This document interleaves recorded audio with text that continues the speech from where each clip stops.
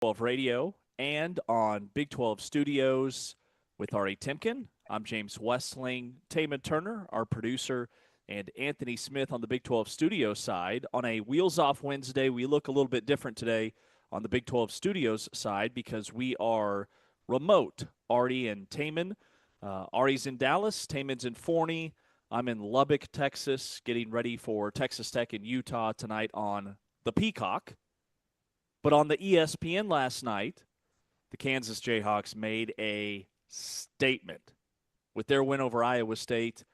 We'll be talking with Chancellor Johnson, Big 12 analyst and content creator, a little bit later on in this first hour. And then in hour number two, Jason Shear, the senior editor and publisher of WildcatAuthority.com, to get the inside scoop on Arizona. And then in hour number three, we start our series of portal season. Our goal over the next couple of weeks is to get all of you Big 12 fans caught up to speed with what your favorite team is doing in the transfer portal and everybody else in this conference as they build their rosters. And we will start that series today with the Oklahoma State Cowboys. And we'll be talking with Eric Bailey, the Oklahoma State beat writer for the Tulsa World, in hour number three.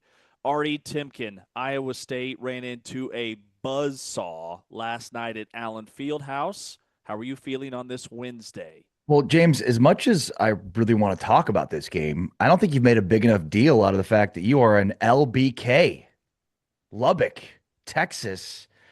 And as you make your rounds through Big 12 country, we've got to have some sort of a segment, some sort of a visual graphic of you on a bus, traveling from Tempe to Lubbock. You've been in Salt Lake. I feel like you have not taken full advantage of being out and about across Big 12 country. We've got, great listeners and viewers across, three time zones in Big 12 country. And, you're just kind of like, you go in, you stay at a hotel, you go to the game, you leave. Like, you got to do more, man. You got to really ingratiate yourself, like Anthony Bourdain. But you're just like staying locked up in a hotel room doing nothing.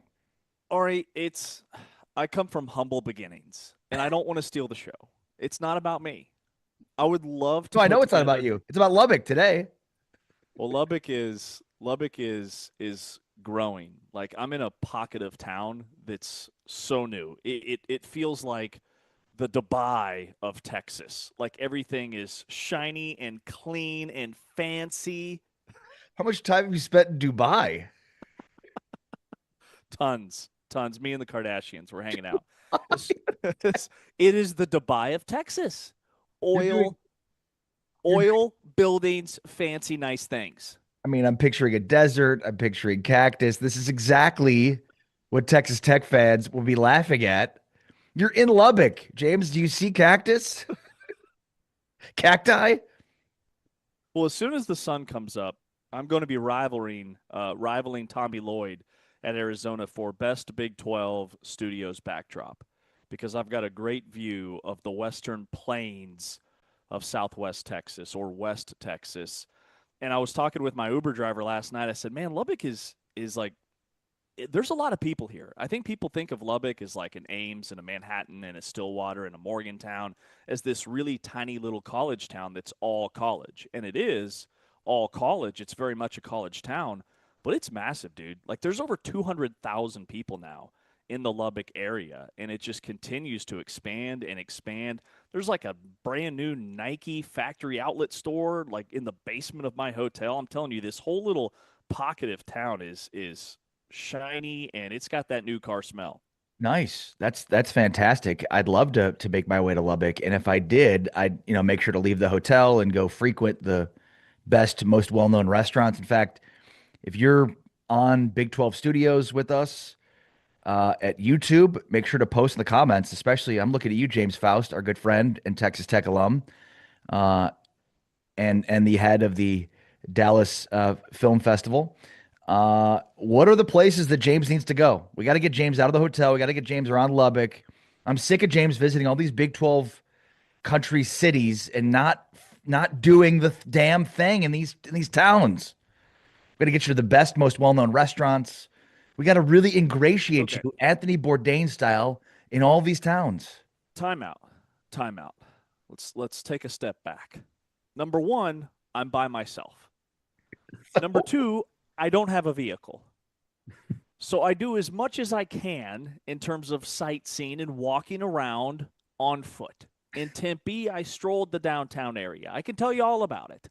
What does But being by yourself have to do with this? Or you just can't, you got to have a traveling companion? I'll go with you if you want in the future. We could be traveling companions. I'll take you all around. really, because I just asked you to come to Waco with me and you shot me down. Well, that's Waco. I've been to Waco. I would love for you to come with me because yeah, I'm not a guy that is going to post up at a bar at a sports bar by himself. That's just not my vibe. I Well, like to you have asked you to company. post up at a sports bar by yourself, James. I'm asking you to go to the haunts. You got to go to campus. You got to see the best fooderies. You got to be with the people. You got to be handing out Big 12 radio stickers. I mean, come on, James. What are we doing? Yeah, okay, that's fair. That's fair. Yeah, give me some stickers, some bumper stickers. I'm sure that those would go over well. I do walk around campus. I can tell you all about Utah's campus. It took me an hour to find my Uber driver after the game. I was walking all over that damn campus. I love how defensive you're getting. It's fantastic. I am getting defensive. Getting very defensive. All right. Kansas beat Iowa State last night in a game that everybody expected, right? Exactly as we expected. 16-0 Iowa State, number two team in the country, but only one win historically at Allen Fieldhouse. And, Kansas was avoiding going starting 1-3 for the first time since 87, 88. So naturally, Kansas would go and blow out Iowa State at home. Sometimes the best medicine is Allen Fieldhouse. And, I mean, look, the game just started off with a bang. And, I think it was pretty simple. Kansas was able to exploit Iowa State inside and really, I think, took away the advantage of their perimeter defense with Lipsy and Torrey. And I mean, it was basically just a battle of Kansas being better inside at the beginning of this game, and then Iowa State missing shots and turning the basketball over. I mean, there was a stretch right there. I want to say they had 10 first half turnovers. Yes. So Kansas built a 23-point lead at one point in the first half, took a 20-point lead, 21-point lead in a halftime. Iowa State had a run in them and trimmed the lead to 11, but Kansas had the answer.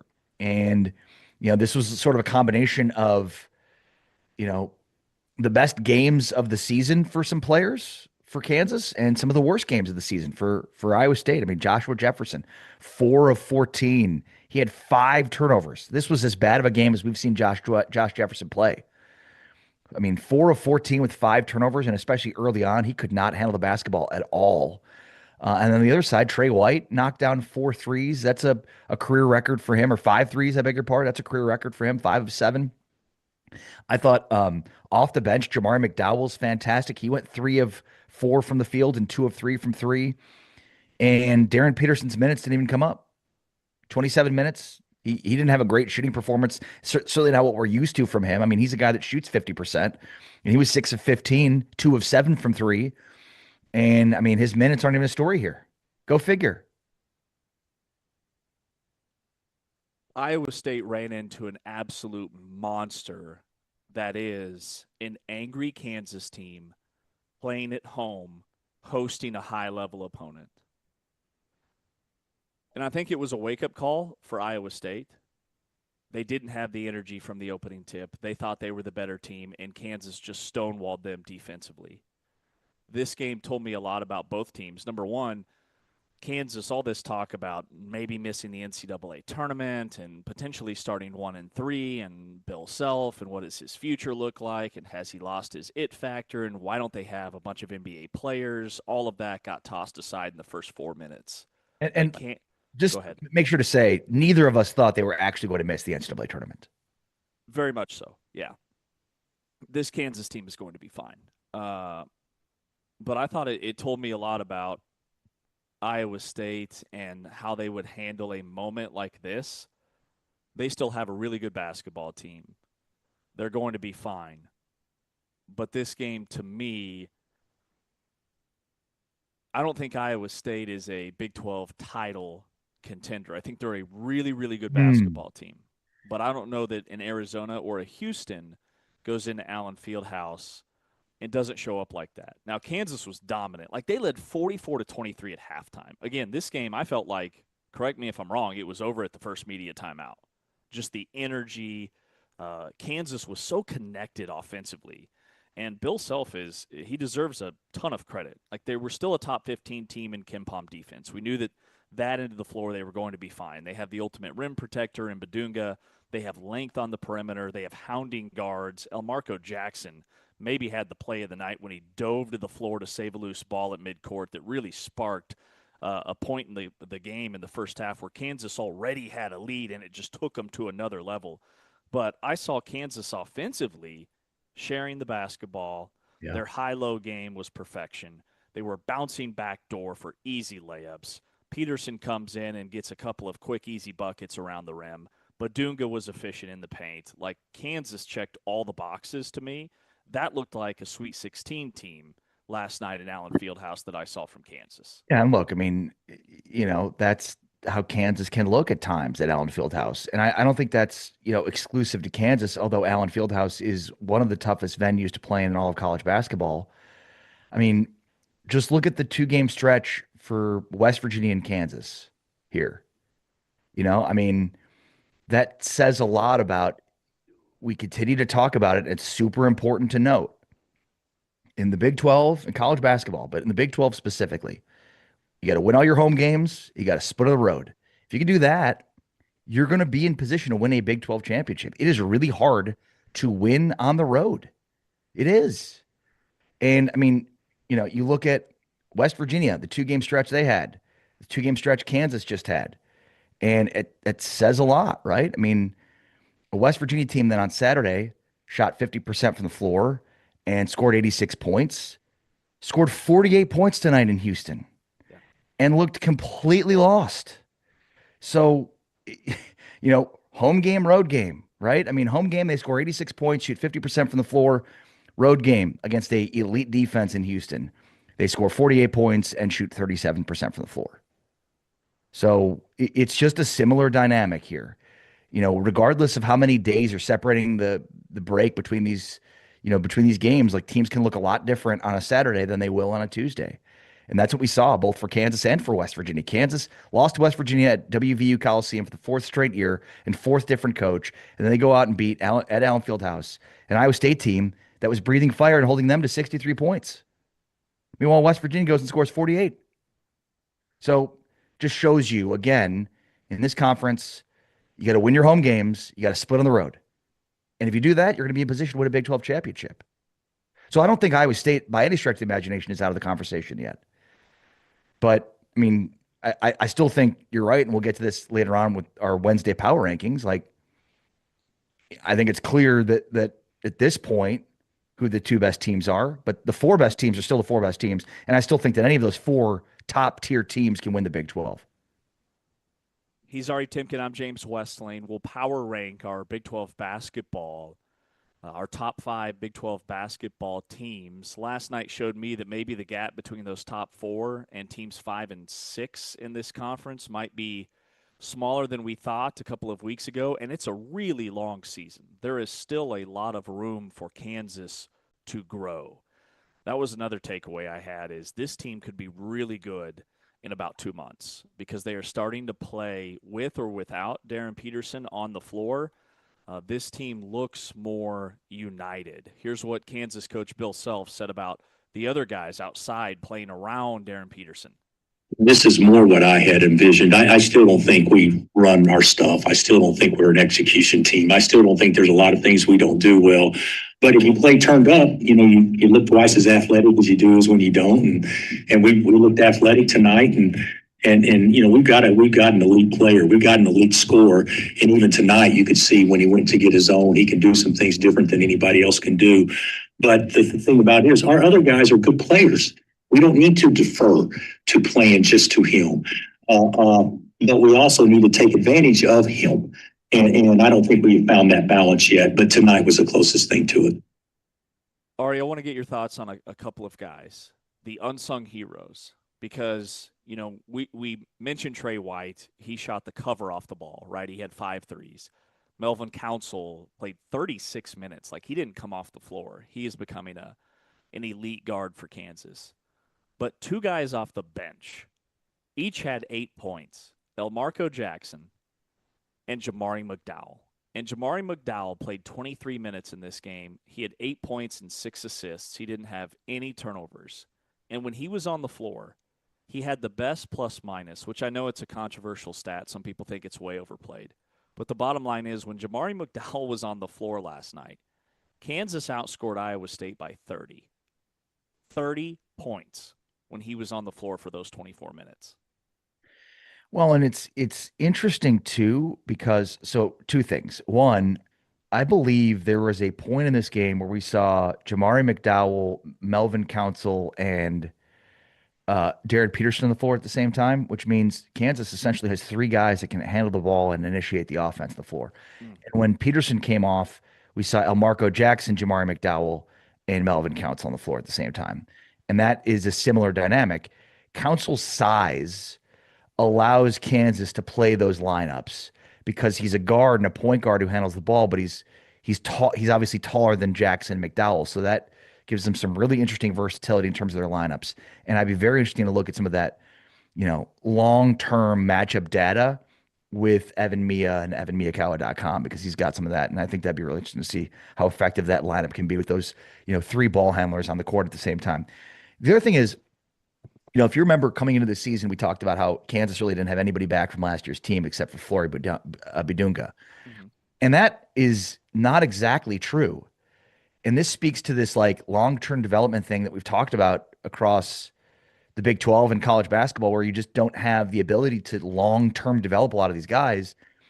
Jamari McDowell and Marco Jackson have been a part of this program for 3 years now. Now, they didn't play last year. They played 2 years ago as true freshmen, but that's 3 years of developing within the Bill Self, culture and within these schemes and this team. So we're starting to see that pay dividends. And it's sort of deceptive to say, that only Bidunga's back, because while those guys essentially redshirted last year, they both have been in this system, have been around this program for 3 years. I think that's hugely impactful. And look, Bryson Tiller too. He was there last year, didn't play, but another guy that's just been around. So it's not just a group of guys that just got here this offseason. They do have players that have been here and are really helping to ingratiate the culture of this program. Man, that is a great nugget because I thought Bryson Tiller was a freshman. I thought Jamari McDowell was a freshman. I thought Elmarko Jackson was maybe a 2-year guy. Like, these are guys that we haven't seen on the floor, but that is how Bill Self has built so many championship teams, are guys like an Elmarko Jackson, guys like a Jamari McDowell. Jamari McDowell, he redshirted last year. He played in 31 games as a freshman, it says. I guess he would have redshirted 2 years ago. But you know who he reminds me of? He reminds me of Marcus Garrett. He's a guy that's not going to fill up the stat sheet. He's going to give you 5, 6, 7 points, but he's so long he can play all three perimeter positions. He's a decent shooter. He's got a high motor. Defensively, he can guard about anybody. I'm a big fan of McDowell. I think he's one of the most underrated glue guys in this league. Yeah, no, I completely agree. And a guy that there wasn't much expectation for him coming into the season, and he has 6 assists in this game. And I thought he might have been the most impactful player in this game overall. I mean, Trey White was lights out, and so it's hard to look away from him. But I think McDowell was hugely impactful. Look, I think for me, this was a classic, undefeated team feeling really good about itself, going on the road against a very desperate team. And to me, big picture, this doesn't say much about Iowa State. I think this is a great teachable moment for TJ Otzelberger.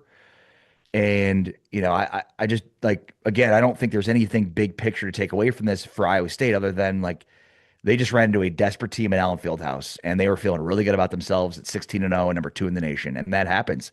This is a game that will humble you. And I think, Otzelberger wanted to win the game. Of course he did. But in some ways, I'm sure, he looks at this as a huge teachable moment for this team.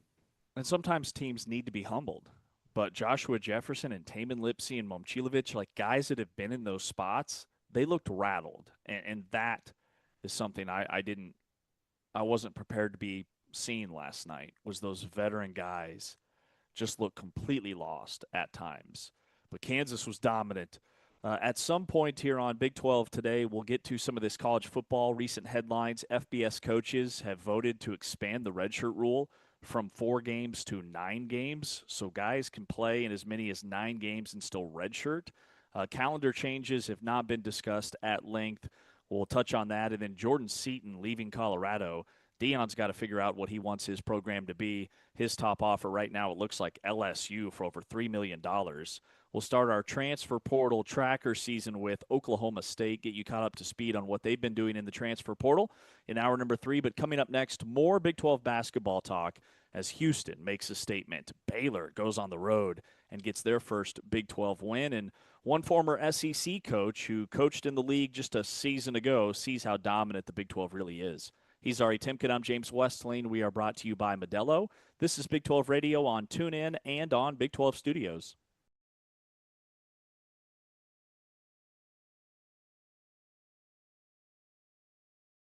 As soon as possible, we appreciate your patience and understanding. Underway here with the Fog, and this is Darren Peterson. Well, they pressure the ball. They're very good in help side, and they make it really difficult to run clean offense. But Kansas has run really clean offense to start this game. What a stat that is. And as you told me, that's your favorite stat of the year in college basketball right now is Nate Heisey. Will answer with a 3 at the other end.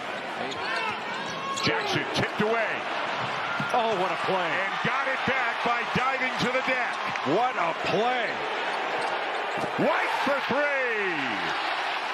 Council's got a big guy on him and Blake Buchanan.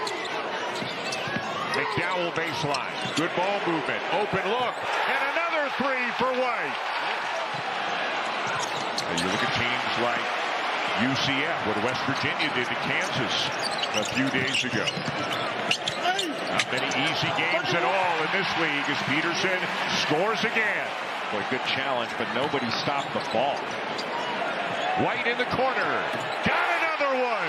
His third 3 of the game. With 4 steals in the first half. They're up 21 without Darren Peterson really going off. And a much crisper start to the second half. So Marco Jackson, who gave Kansas a real lift off the bench with some great hustle plays, just picked up an assist as Trey White. Just over 4 to go. Kansas really spreading the floor. A turnover by Tiller. Lipsy with a clear lane to the rim as the final seconds tick away, and an important and an impressive win for Bill Self and the Kansas Jayhawks here tonight in Lawrence.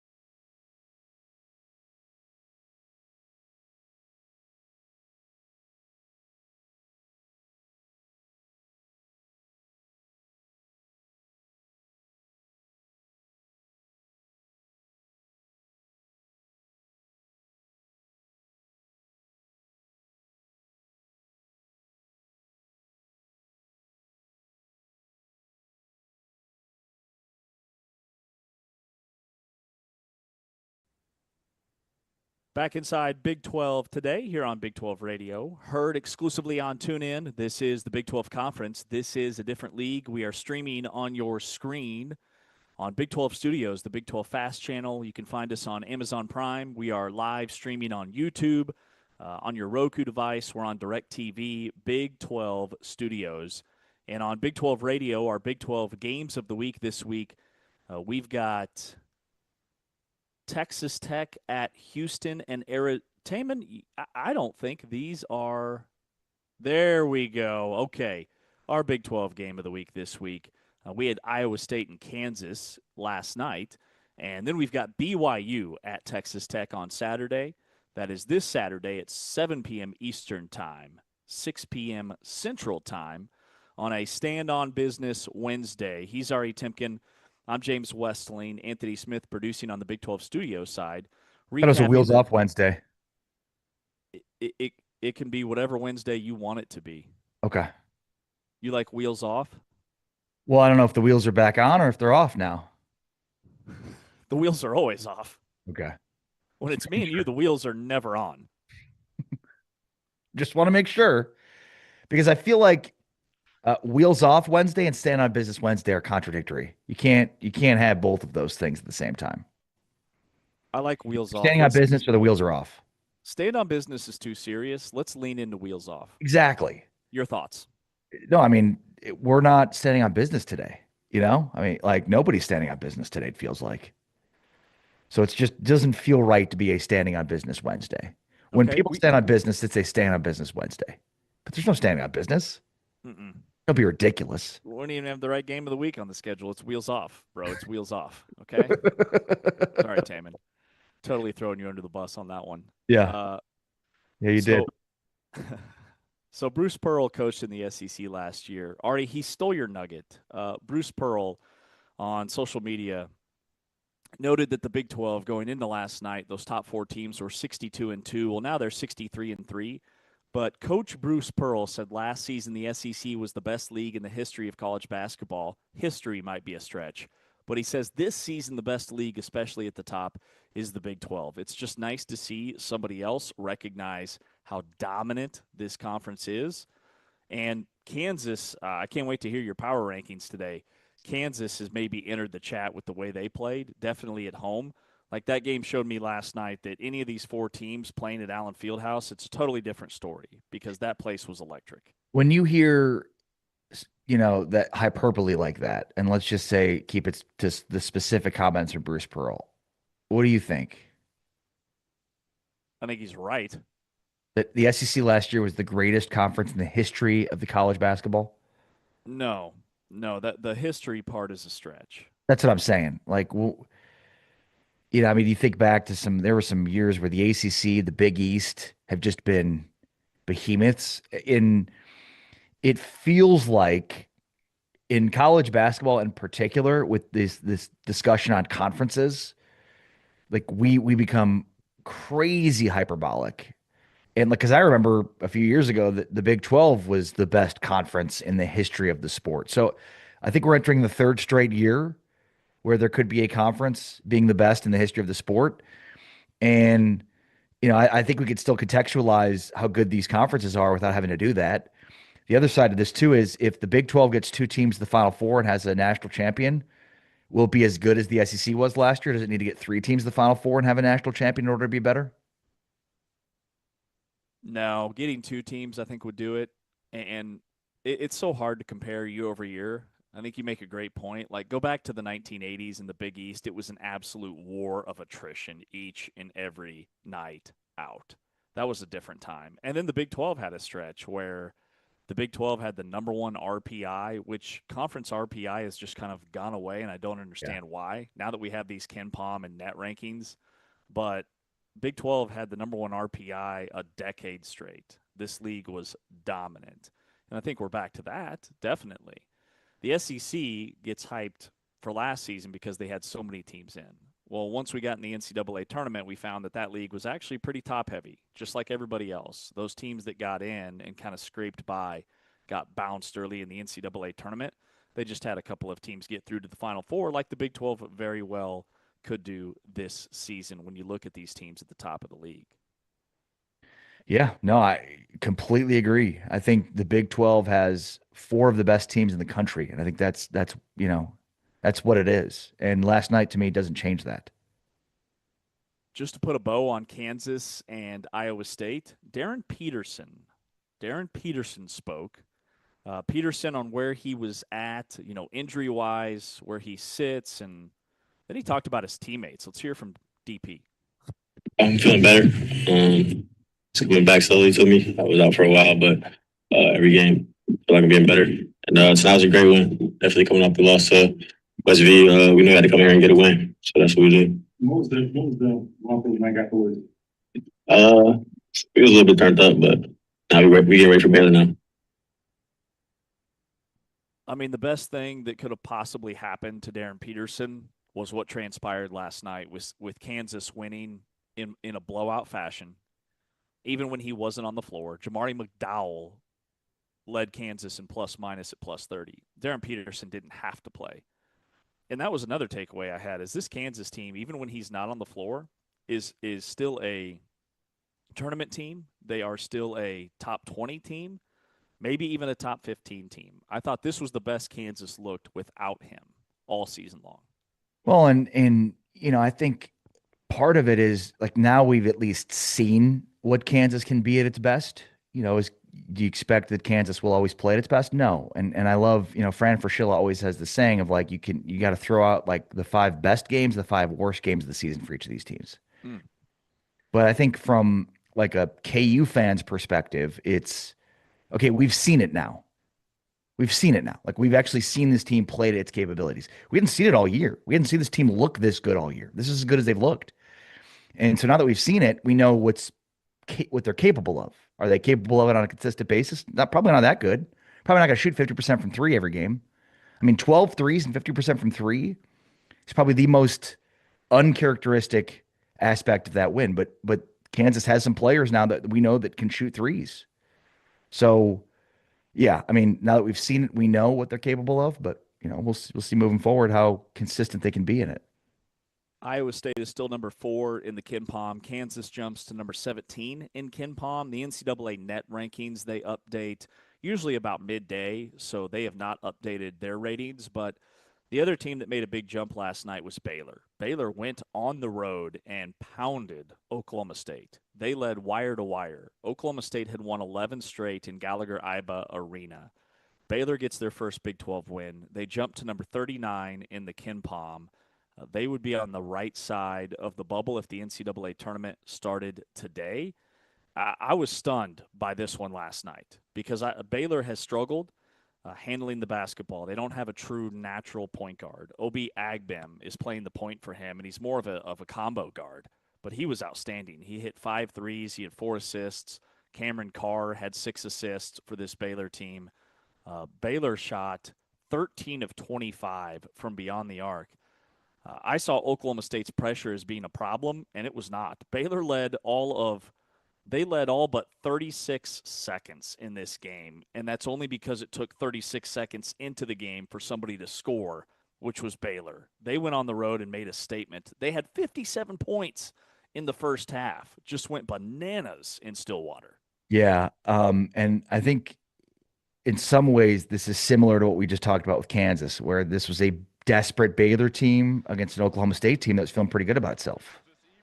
And, I mean, this was a road win for Baylor, so that I think makes it even more impressive. And with this shows, what Baylor is capable of. In the same way that Baylor, has not looked really good all year. Like I would say for the 2 teams that we've sort of been sleeping on that have been 2 teams that for a long time were at the top of the Big 12, and Baylor and Kansas on the same night both looked as good as they've possibly looked all year. I mean, 22 of 30 in the first half, 9 of 14 from 3. Whew.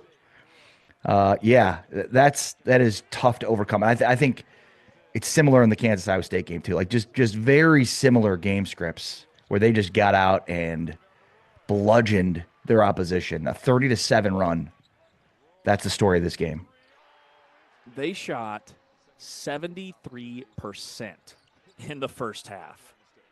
And the potential has been there for them offensively. If you watch Tunde Yesufu, he's an NBA lottery pick.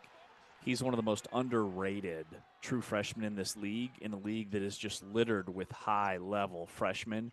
He has an NBA-ready starter now type body. Like, he is a dude. Michael Ratai had a good game, 19 points and 7 rebounds. Isaac Williams was really good off the bench. And this is a quad one win for Baylor because it was on the road. So it gives them now, I think, their second or third quad one win for a Baylor team that is definitely trending up after that outing. And James Najee wasn't a factor. Like, I keep thinking James Najee is going to be an impactful guy for them who's playing 20, 25 minutes per game. He only played 5 minutes last night. He still has a long ways to go in his development because he didn't play for 7 months until just a couple of weeks ago. And Scott Drew, with all this NBA talk, has tried to emphasize the fact that he's still really, really raw, even at the college level. Yeah. And, look, I think if we get towards the end of the season and, the biggest impact that he has is in rebounding and on blocking shots at the rim, like that, I think is best case scenario for Baylor. Like, I don't know that you need to ask him to do anything other than that. I think that would be the most impactful role he could play for this team. We'll talk with Chancellor Johnson, who covers Houston inside and out for the Big 12. They got a 77-48 win over West Virginia last night. They led wire to wire and never took their foot off the gas pedal. We'll talk with Chancellor Johnson, Big 12 analyst and content creator, coming up around the corner. We are brought to you, the Full-Time Fan, by Modelo. He's Ari Timken. I'm James Westling. This is the Big 12 Conference. This is a different league.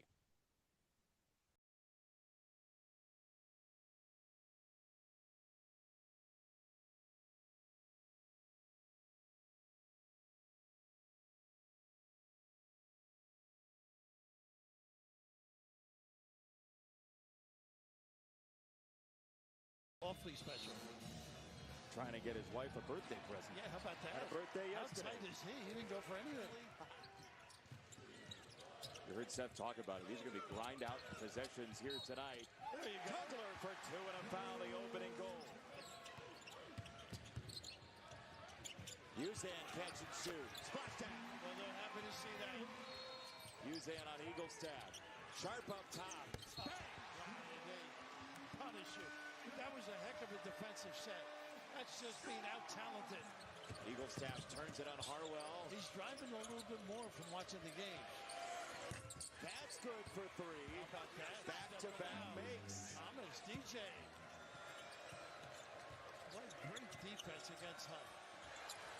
Thomas bags another 3, his third of the half. How about him?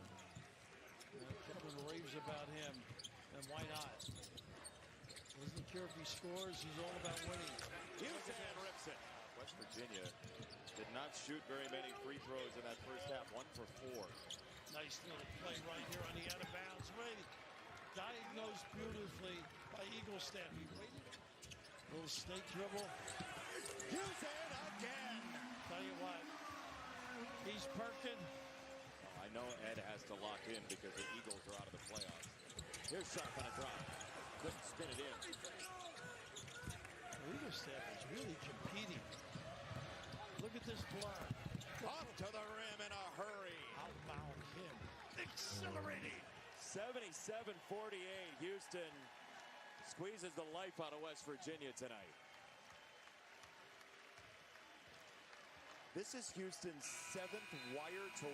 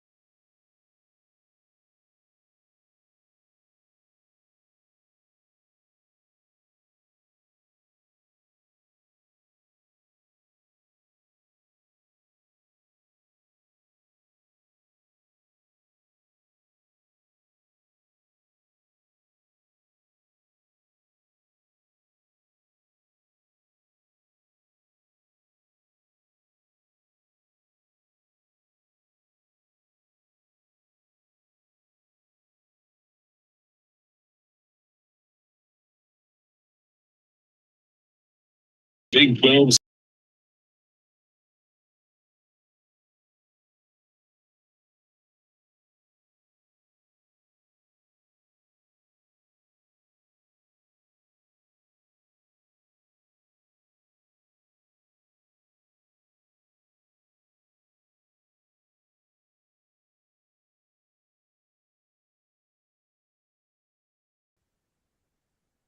Back inside Big 12 today on Big 12 Radio and on Big 12 Studios. On a Wednesday edition, we'll be power ranking our top 5 Big 12 basketball teams coming up around the corner.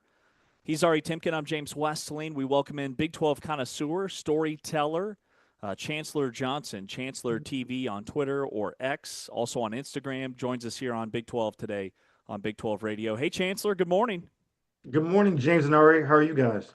Man, we're fired up for another night of Big 12 men's basketball. The one game that we didn't get to as we were kind of recapping last night was Houston's dominance over West Virginia. I mean, they won this game, by like 30 last night at the Fertitta Center, where Houston's won 47 of 48. It's just an insane environment. What was your number one takeaway from that win last night?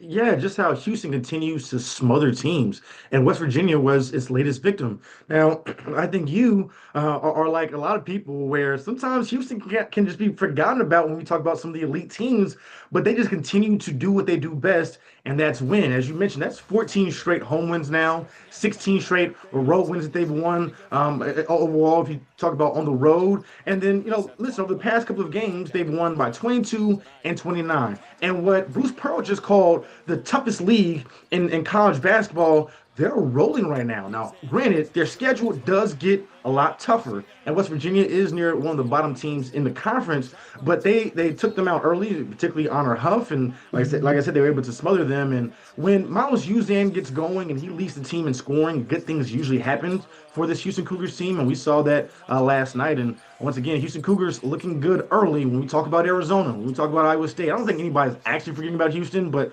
maybe they're just not as sexy or as flashy as in years before, but they're still a team to be reckoned with, and a team that can once again win the Big 12 title. Yeah, and look, I mean, I think they're boring, right? I mean, they're going for another Big 12 championship. They've just dominated this league, like ho hum. That's in some ways, Chancellor, I think why they're quote unquote forgotten. There's newer teams that are that are making noise and big time recruits, and while Houston has that, they're boring. They just keep winning. That's all they do. On Houston, like, do you think they've played anything close to their best? I think there a great game was actually the Baylor game, where they had a balanced night throughout defensively. For them to go on the road like that and take on, at the time, was a desperate Baylor team looking to avoid an 0-3 start, which they did not do. And Houston ran them out of their own building. And Baylor's a tough place to play. I thought that was one of their better games, but they certainly haven't hit their ceiling yet. Chris Senac Jr. is still coming along. Kingston Flemings has been the guy for the Houston Cougars, and he continues to get better. Emmanuel Sharp, you know what he's capable of. He's a guy who, we talk about forgotten people and forgotten teams. It's him, because he's so steady. Defensively, he's willing to guard your best player, and then he'll drop what feels like a light 16 and 17 points for Houston Cougars, and he's a guy that, once again, maybe not as sexy as a Kingston Flemings or or a Miles Uzan, but he's been a steady guy for the Houston Cougars every single year that he's touched the court, and with it being his senior year. And so overall, as a team, defensively, we know what they are, because they continue to be it every single year long. But offensively, they can certainly get much, much better. And if they can find another piece like Isaiah Harwell, who's slowly starting to come along, starting to hit big shots against Baylor, he got up 12 threes, and his confidence is growing. And that's one thing that I thought really stood out to me in their last game against Baylor, at least, was the confidence level. They're playing a little more of a chip on their shoulder. And you mentioned it, they're boring because they play defense and they take care of the basketball. That'll always be a recipe for success. And so far, as I mentioned, right now they're rolling in Big 12 play. Chancellor, you noted the game that Milos Uzan had last night. He's a story to me because he had been struggling. He was shooting a career low from the floor, 26% from three, until last night. He hit 5 threes, led Houston with 17 points. What did you see from him that maybe was was different? I mean, he's so even keel that might be an unfair question, but what'd you think about his effort? After the game, he said it was as simple as, hey, I get up shots. Some nights they go in, some nights they don't. Yes, they just so happen to go in. For me personally, I think that Miles Uzan is the Houston Cougars X factor. And we saw that down the stretch last season in Big 12 play with Milos seeing an uptick in basically all of his production, whether it was points per game, whether it was assists, whether it was his field goal and 3-point percentage. To me, he really is what makes this team, can really open up the ceiling of this team. And he should be, right? He's a guy who is a senior this year, had an opportunity to test the NBA draft waters, and he's a guy who can do a little bit of everything for them, right? He can facilitate, he can run the point, and he can also fill the box score up as well. And so I think the thing about what Miles Uzan is he has to be aggressive, and sometimes he does frustrate me because he's so talented, and I feel like he's being passive. I thought early on it was great to see Kingston Flemings, the freshman, go off and the way he has been all season long, but I was also looking towards the senior. I was a little bit surprised that he took more of a back seat, and granted, it worked out, and Kelvin Sampson kind of joked about it yesterday, is Miles Uzan sometimes takes too much criticism because right now the Houston Cougars are 16-1. Say all that to say, they still have only lost one time this season. Still a top 10 team. They're still really, really good. But I like him a lot more when he's more aggressive, at least finding his shot and creating for others. And yesterday we saw that, granted against West Virginia, but when he does that, this Houston Cougars team is really, really hard to beat. All right, what's your thoughts on what Kansas did to Iowa State last night? Seemed like a team feeling really good about itself, 16-0, number 2 in the nation against a desperate Kansas team at Allen Fieldhouse. Yeah, I think desperate is a great way to kind of call it. There's a crazy Miami fan, and as Miami Hurricanes fan, older dude. Legend has it that he played football back in the day. And the thing about him is every time the Miami Hurricanes win, he takes off his belt, finds a trash can, starts spanking it. Bam. Bam. That's what it looked like yesterday at Allen Fieldhouse. We're talking about the number 2 team in the country in Iowa State rolling in, who, as you mentioned, were probably feeling pretty good about themselves. Best start in program history at 16-0, and Kansas took it to them. And they were a desperate team, as you mentioned. They had to get a win. They couldn't afford a 1-3 start, but I didn't think it looked like this. And if you're a Jayhawks fan, you have to be feeling great because, to me, this was a C game for Darren Peterson, who shot the ball 5 of 17 from the field, didn't shoot it particularly well, and they won by 20-plus points against what we think is one of the best teams in the country. Not what we think, a team that's shown they're one of the best teams in the country, a team with championship aspirations, and they roll through Iowa State. I think if you're a Cyclones fan, this is a good learning lesson for you. And listen, we always kind of talk about in the Big 12, if you don't show up to play, these are the results that can happen, and especially if you do it at Allen Fieldhouse. This is the 3rd game in a row where Iowa State has come out a little sluggish, and they did it against Baylor, and they did it, I believe, against Oklahoma State as well. And they were able to win those games. But if you do that in Allen Fieldhouse, that is not a recipe for success. And we saw that last night. Trey Wright, a big night for him, 5 threes. And it was really spread out for this Kansas Jayhawks team, as I mentioned, on a slower night for Darren Peterson. But I think what Kansas showed was they are a dangerous team and clearly can beat anybody in the country when they play like that. Chancellor, did that game say more about Kansas to you or Iowa State? Definitely Kansas, right? I think Iowa State is allowed to have a bad game, right? They went 16-0, and they've beaten some really good teams. I don't think it was an indictment on Purdue when Iowa State walked into their building and beat them. So I'm not going to downplay the Cyclones and what they have accomplished so far and what they are capable of doing. But like I said, I think Kansas, they needed this one, right? And as I mentioned, this just shows you what they're capable of, and Bill Self, was a happy man after the game, and he talked about he still doesn't feel like Kansas has played their best basketball. He still feels like they're still figuring things out, and I understand because you're talking about Darren Peterson, who's been in and out of lineups, in and out of games as well. Other guys have struggled to find a rhythm at times when that happens. And as I mentioned, when it was a night where he really didn't have things going and still hit some really big shots, everybody else was able to get involved. And what Bill Self's point is that his team, they're still trying to figure out roles and how to delegate between giving the most talented player, arguably in college basketball, the ball, but also recognizing we have some guys too, whether it's Trey White or whether it's Melvin Council Jr.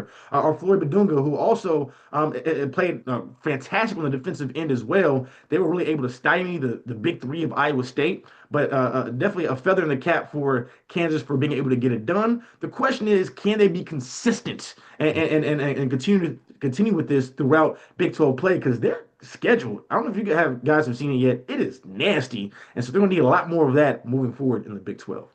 Yeah, being one of the top brands in the league has some diminishing returns in terms of schedule, and yeah, down the stretch it is absolutely brutal. What are you looking forward to out of tonight's slate? Well, first off, Arizona State, I'm a Sun Devil. They go on the road to Arizona. That is a tough one for ASU, who needs to continue to build up some wins. UCF has an opportunity to get a road win against Kansas State. And they look good, and I talked about last week. Trying to see with this Knights team who put together a really good non-conference. They've had overall a good start in conference play. They have another opportunity to get a road win tonight. And then there's one more game that sticks out to me. TCU going on the road versus BYU. BYU has continued to roll through Big 12 play as well. I'm interested to see when these the top 4 teams in the conference get together, whether it be BYU, Iowa State, Arizona, and Houston. But TCU, they're a team that can still make the NCAA tournament. Being BYU on their home floor, the Cougars' home floor could go a long way for a team like the Horned Frogs. And so those are the games I'm looking out for. Arizona and Arizona State is always an interesting one, even though I might have bias going to Arizona State. But Bobby Hurley and Mikhail Center is always very fun and entertaining, whether or not the score reflects that or not. Chancellor, as we wrap up, always like to ask you what projects you've completed or what projects you might be working on. So what can you tell us about the Big 12 and some of these features as you continue your storytelling journey?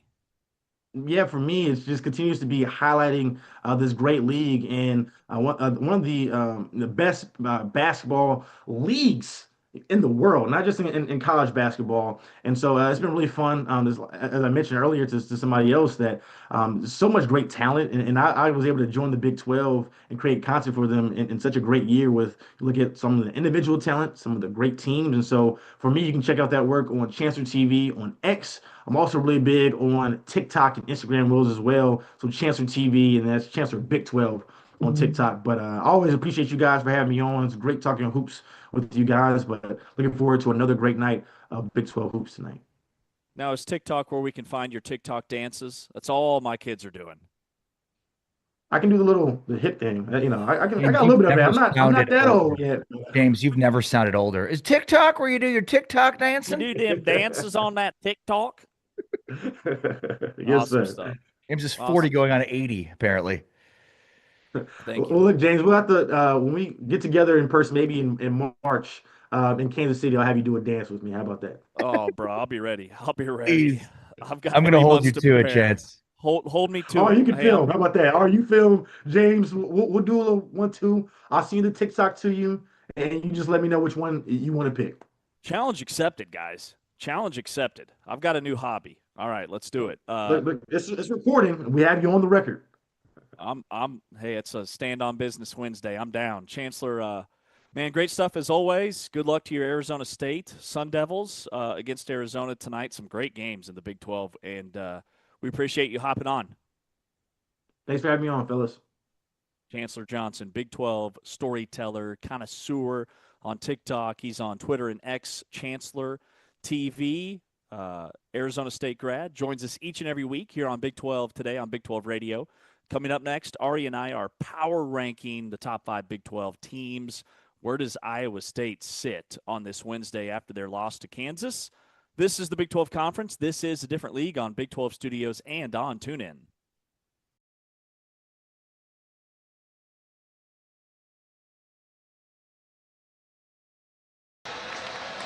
Your officials this evening, Rick Crawford, Christopher Merlo, and Deron White, as Baylor will win the tip.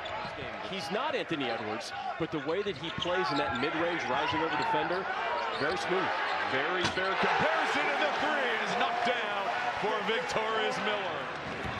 how does Baylor continue to grow as a unit? This is a brand new roster, and they really haven't, in conference play, been able to put their foot on the gas pedal offensively. Right on cue, Agbum. Miller, the separation short on the jumper. Offensive rebound to Oklahoma State. Roy, can he start to cook in the second half? Rainbow three, he buries it. Here's Ratai in the corner. Yesufu, he'll try the three, no good. Rebound to Roy.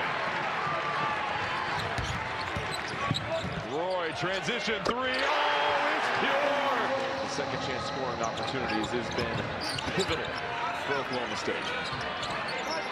Those type of plays are energy givers for your team. Oh, here comes another. It's a heat check, folks. Anthony Roy. 10th turnover for Baylor. And stolen in the open floor. Here's Yesufu. Highlight coming. Rocks the rim. Zoom action defended really well. He's open. Roy, open look. Another three. Can't get it. Yesufu able to control the tip. Would you call that fool's gold defense for Baylor, though? That's about as clean as a look from Roy as you're going to get. Yesufu wants to take this game over. What a finish! They hit 13 threes. They shoot 52% from beyond the arc, 59% as a team, and they get the victory on the road, their first in league play this season over Oklahoma State.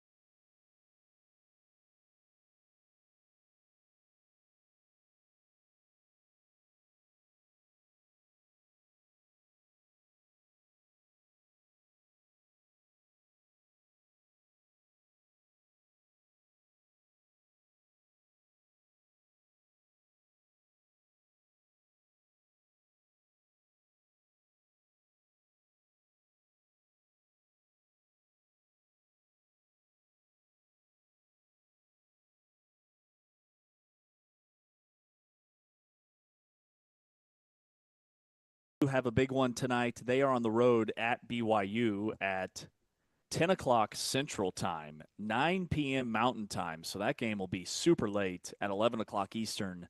The Horned Frogs looking to get to 2-2 and 500 in league play. The Big 12 standings are at a really interesting spot for some of these games tonight with Colorado at Cincinnati. Colorado could be 3-1 with a win.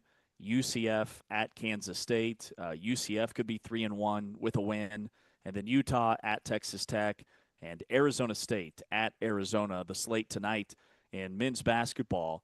He's Ari Timken. I'm James Westling. This is our Power Rankings segment. And Ari, when we power rank, we do what? We power rank. No, I mean, come on, it's a Wednesday power ranking, dude. It's not good enough to just have things in this world. You have to power rank them accordingly. And so that is what we do on Wednesdays, my friend. We power rank 1 through 5, top 5 Big 12 men's basketball teams, and then something random, which we'll get to here in a minute. So, Taman, you've got to do the big intro for the power rankings. Walk us through it. Number 5. All right, number 5 for me is Texas Tech. Kansas would be number 6 in my Big 12 men's basketball power rankings. Texas Tech still leads the Big 12 in threes per game. They're getting better defensively. They just haven't quite played the schedule in Big 12 play that Kansas has to this point. So even with the win that KU had last night, I considered KU in my top 5, but something with Christian Anderson and JT Toppin. And then Texas Tech is starting to get more from the other guys, kind of their glue guys like Kansas. I've got Texas Tech at number 5.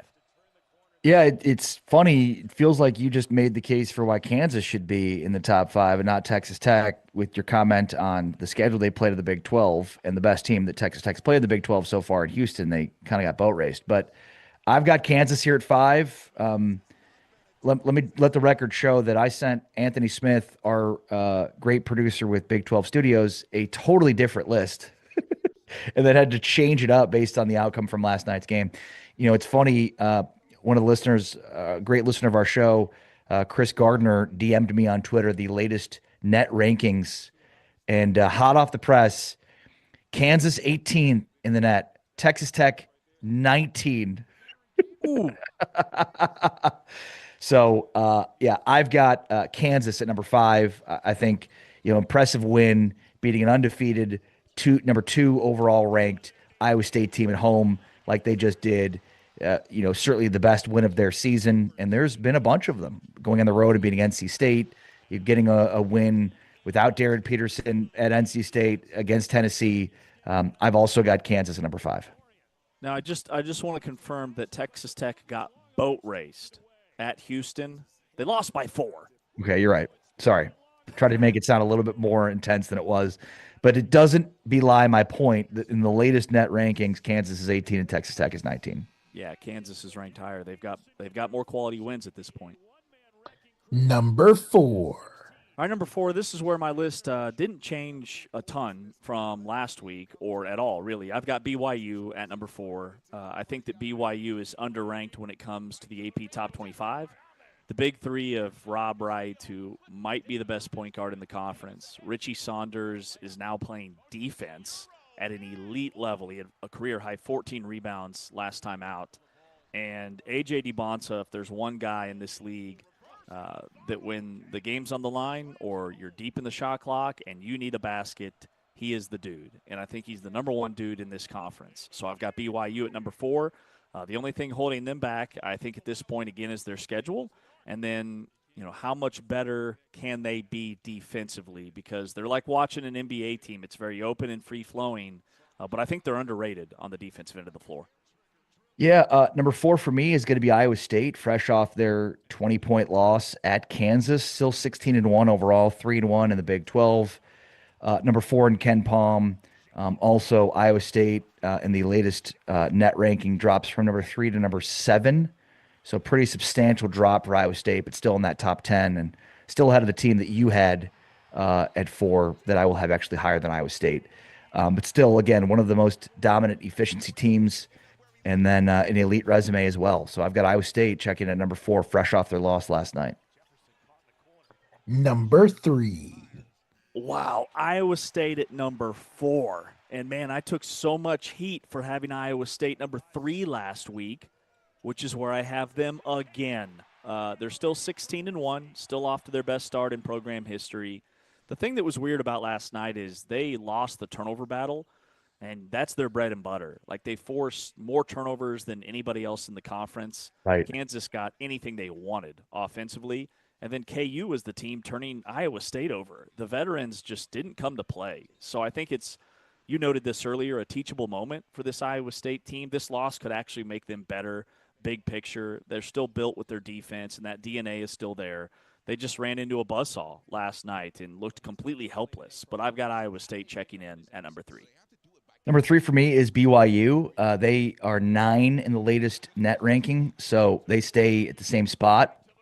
Iowa State, as we mentioned, drops from 3 to 7 in the latest net rankings. By the way, BYU is 5-1 in quad 1 games. Iowa State 4-1 in quad 1. So it's that one game difference. I'm just kidding. That fills it up for me. Look, I mean, this is a 3-0 team in the Big 12. We'll see if they can continue that unbeaten streak in Big 12 play. I think, Iowa State and BYU are neck and neck at this point. I think it's obvious who the two best teams are, and you can make the case that, for either of these teams at 3 and 4, and Iowa State and BYU, I just went with the fresher. Iowa State's fresh off this loss. BYU is still undefeated in conference play. We'll see what happens, moving forward. But BYU for me, number 3. Number 2. Yeah, after last night, the bottom line is this league is almost in blocks now with Arizona, Houston, Iowa State, BYU, Texas Tech, Kansas, and then that next log jam of teams with Colorado and UCF and maybe Baylor after the way they played last night. I've got Houston at number 2. The difference between this Houston team and last year's, to me, is the way they're blowing people out. To go on the road and beat Baylor by 20+, to beat a West Virginia team who had just taken down Kansas by 30 last night was super impressive, even when their best player, Kingston Flemings, who's going to be a top 5 NBA draft pick, he had an off night. He was 2 for 10 from the floor, had 10 points, most of them from the foul line, but Milos Uzan looked like his old self. He hit 5 threes. Houston's won 46 of their last 47 at home. They will not lose at home. I've got Houston, number 2. Yeah, Houston clear number 2 right now. And I'll give you credit, James. This is your same top 4 from last week, and it proved to be right a week later. So you are rarely correct, but in this case, you are 100% correct to have Houston where you did. I was making funny last week for having Iowa State, an undefeated team behind Houston, but I think a week later, and it was proven correct. Just a dominant force on defense, and a team that I feel like has still not yet hit his offensive ceiling. So room for growth for a 16-1 team that's 4-0 in Big 12 play and sits 12th in the net, and that feels low for them. They are 4-1 in quad 1 games and 4-0 in quad 2 games, so 8-1 in quad 1 and 2. Great start for Houston yet again, and you mentioned it. Their record in Big 12 plays is unbelievable. Number 1. Houston being number 12 in the net is the most Houston thing ever. That is ridiculous.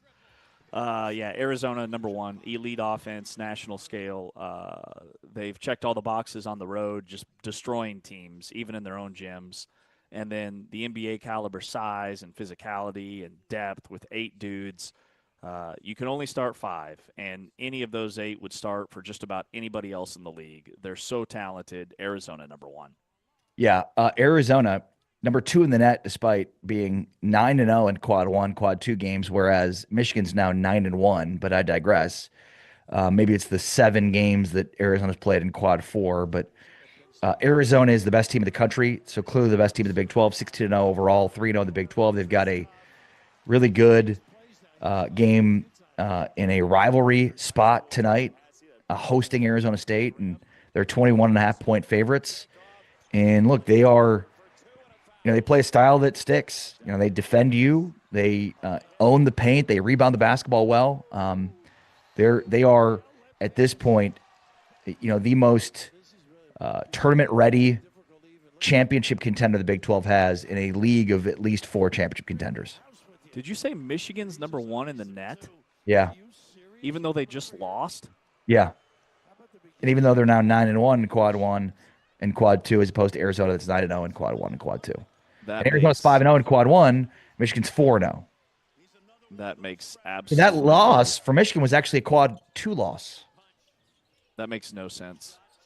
None no sense whatsoever. It comes down to schedule. Like Ken Palm's strength of schedule rating for Michigan is number 5 in the country, and Arizona's number 47, which I don't understand how a team that has more top 25 wins than anybody else in the country and beat 3 preseason top 5 teams their first 3 games in Arizona has a strength of schedule as low as it is. It's probably hurt by some of the northern Arizonas or those other lower-tiered non-power conference opponents that they played. That's the only thing that I can use to even maybe justify that. But Arizona's the best team in the country, no doubt about it. All right, T-Chains, what are we randomly power ranking today? So apparently today is National Pastrami Sandwich Day. So give us your top 5 pastrami sandwiches. Or can we just do top 5 sandwiches? Is it just top 5 pastrami sandwiches? Like number 5, mustard. Number 4, mayo. Number 3, throw some barbecue sauce on. Number 1, pastrami. Number 2, Reuben. All right, that's the list. I will say this as an East Coast guy, because we live on delis and bodegas and whatnot. I love this power ranking, so I can't wait to see what you guys come up with. All right, Ari, you want to take the lead on this one? Sure. All right, so the top 5 sandwiches, and look, I'm going to start with the basic here. I'm a big sandwich guy, as I know you are, James, and so I've got to start my list off right. The GOAT to a degree of sandwiches, the one we all got started on, peanut butter and jelly. It's so amazing in its simplicity. And look, even today, to this day, when I make my son a peanut butter and jelly sandwich, I make another one for myself. You live life on the edge. Plus, I have a special way of doing my PB&J. All right, what's that? Please, it's a secret. It's a special secret. It's can't be duplicated. It's an old family recipe, goes back generations. All right, I'm going to go out on a limb and say this real quick. That's a terrible choice. Remember, I hate peanut butter, so Ari, horrible choice. Yeah, we didn't ask you, Taman, to rank our rankings. Ouch. So, thank you. All right, number 5 for me is just a traditional, good old-fashioned club sandwich. A club sandwich is the LinkedIn profile of sandwiches. 3 slices of bread. You can't beat it. Looks important. Tastes fine.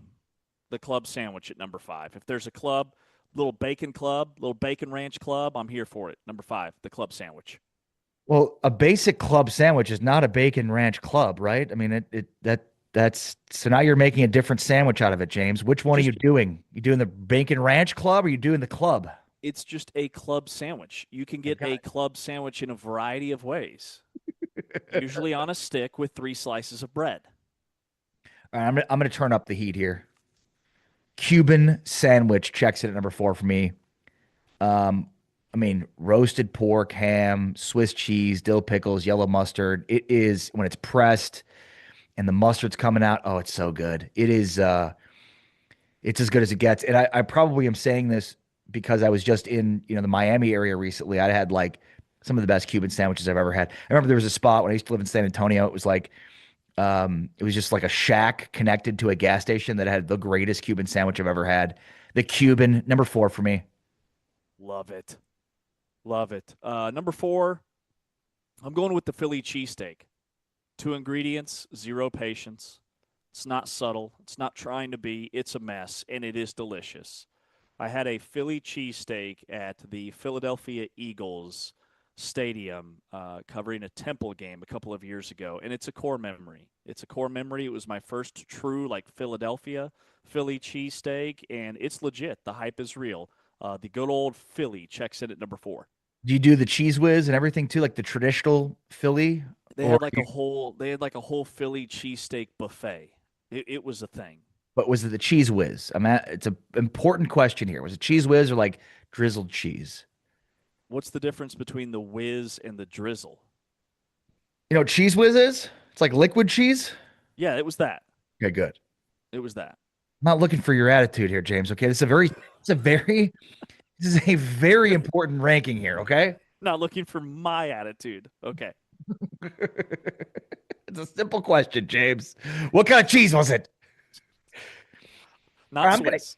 I'm gonna go off the board here a little bit, and I was able to in college study abroad, and in Europe, you cannot go down any street corner in any city in Europe without finding the doner kebab, which is just basically that Euro meat on a spit and it's amazing, and I miss those places so much. Just can't get it like that in Europe, in America. But it's the doner kebab. It's great. It's got, sauces and vegetables. It's savory. It's spicy. It's cool. It's fresh. It's perfect. I love it. I love the doner And shawarma. this qualifies as a sandwich? Yes. Does it have to be between two pieces of bread, or can it be in pita? Pita's a bread. Yeah, no, it could be in pita form, which would totally transform my list. Well, But that James, sounds amazing. a sandwich is in the eye of the beholder, James. I'm surprised you didn't know that. It's a very It serious is. list here, James. It is a serious list, and Surprised you didn't treat it with the seriousness that it requires. you're flashing your leather. You're very well traveled, and I'm impressed. All right, we're at number 3. I'm going good old-fashioned Italian. No, it's number 2. No, I'm at number 3. You went first this time. You're right. Sorry. Italian sub, the most reliable sandwich in America. Never flashy, just full of fat and deliciousness. It always delivers. It's the Honda Accord of sandwiches. Just rock solid, no maintenance. Italian sub number 3. You need to be more well traveled, my friend. Your list is far too American. You got to really reach beyond the borders of America, which is where I take you to next. We're going to Vietnam, the banh mi sandwich. Have you been to Vietnam? No, I haven't, but I love a banh mi sandwich. Where are you getting these? Never had banh mi? It's amazing. No. It's got the great like baguette, crunchy bread. It's got the incredible pork. Oh, I love banh mi. It's one of my favorite sandwiches. And if you go to a Vietnamese place and they have banh mi, get it. Banh mi, number 2. I've had to Google 4 of your 5 sandwiches, which to me makes this list way more fun. I like I can't it. believe you had to Google peanut butter and jelly. That's embarrassing. I don't I like go jelly. from peanut butter and jelly to banh mi. I don't do PB&Js, bro. I do Look, peanut butter and honey. I took you. You would. That's what my 7-year-old does. Okay, my 10-year-old's way more sophisticated. He does peanut butter and jelly. Well, 7-year-old though, it's the peanut butter and honey. Sabrina Carpenter called because I'm a man-child. Number 2 for me is pulled pork. Just a good old-fashioned American barbecue pulled Okay, pork. this is a good call. This is a good sau- call. the sauce choice is really going to tell us everything that we need to know about the pulled pork sandwich. Messy sandwich, clean conscious. Pulled pork, number 2. All right, number 1 for me is the Reuben sandwich. Hat tip to you, Taman, and your East Coast deli roots. The Reuben, I like a corned beef Reuben, but you could go pastrami Reuben, but I like the traditional corned beef Reuben.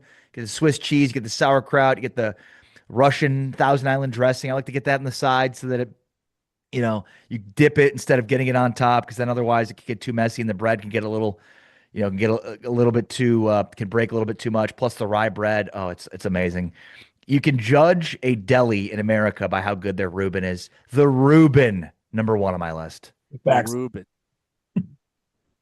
Number 1. I love it. All right. You went with peanut butter and jelly as the simple choice on your list. I've got a very simple sandwich at number 1. And I have a secret ingredient. Number 1 is the good old-fashioned grilled cheese. I am the grilled cheese master in our house. I don't just cook grilled cheese. I conduct it. Grilled cheese, number 1. I can't hate. I hated myself for not finding a spot for grilled cheese on my list. If I was going to take one off, it might be the doner kebab, because it does some ways maybe not classify as a sandwich, and I'd go with grilled cheese, but I went doner kebab instead. All right, Taman, now is your time. You can evaluate our lists as the sandwich king of this show. I mean, I liked a lot of it. I know I joked around with the PB&J. The grilled cheese is a very good underrated one. My top 5 were: number 5 was Cuban, number 4 was a Reuben, number 3 was a Euro sandwich, because those are really, really good.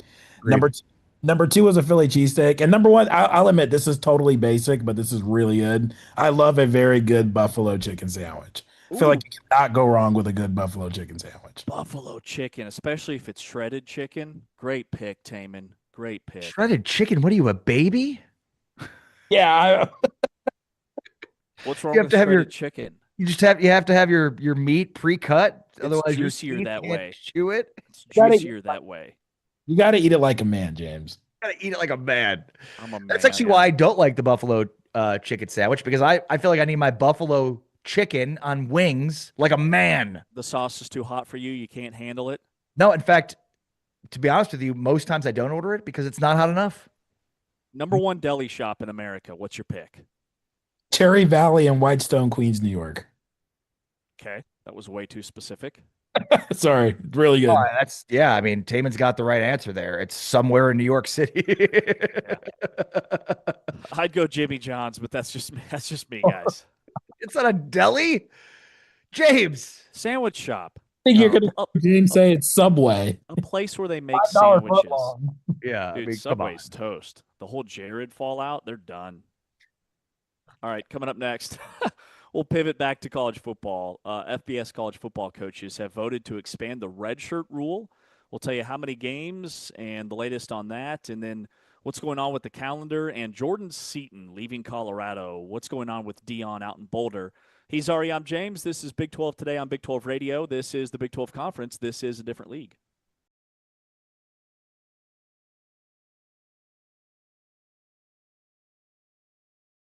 We cannot be passive in this game. He knows Texas Tech is going to put a lot of pressure on him. Was so upbeat. It made all of us want to go out and play. As today, Fritz, she drills her 31st three-pointer of the season.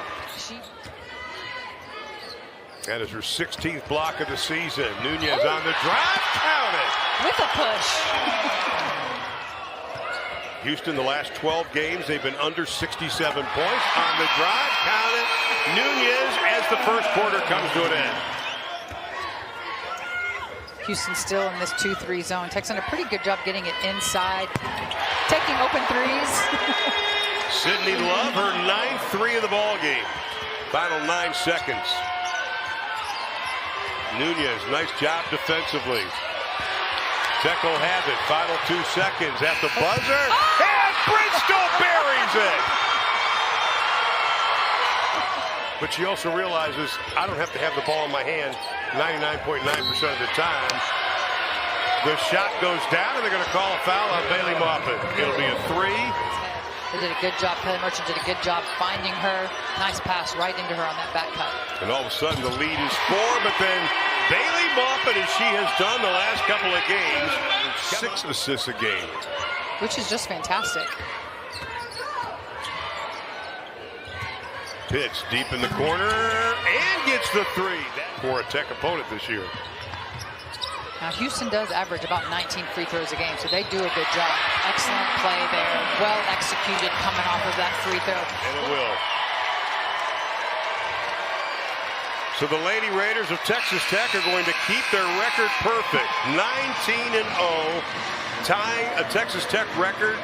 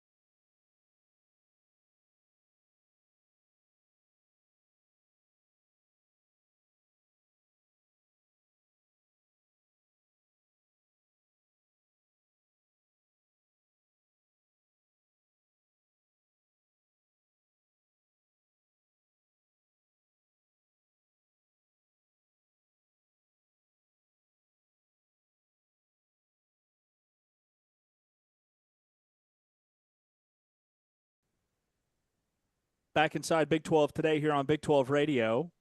Heard exclusively on TuneIn, watched on Big 12 Studios.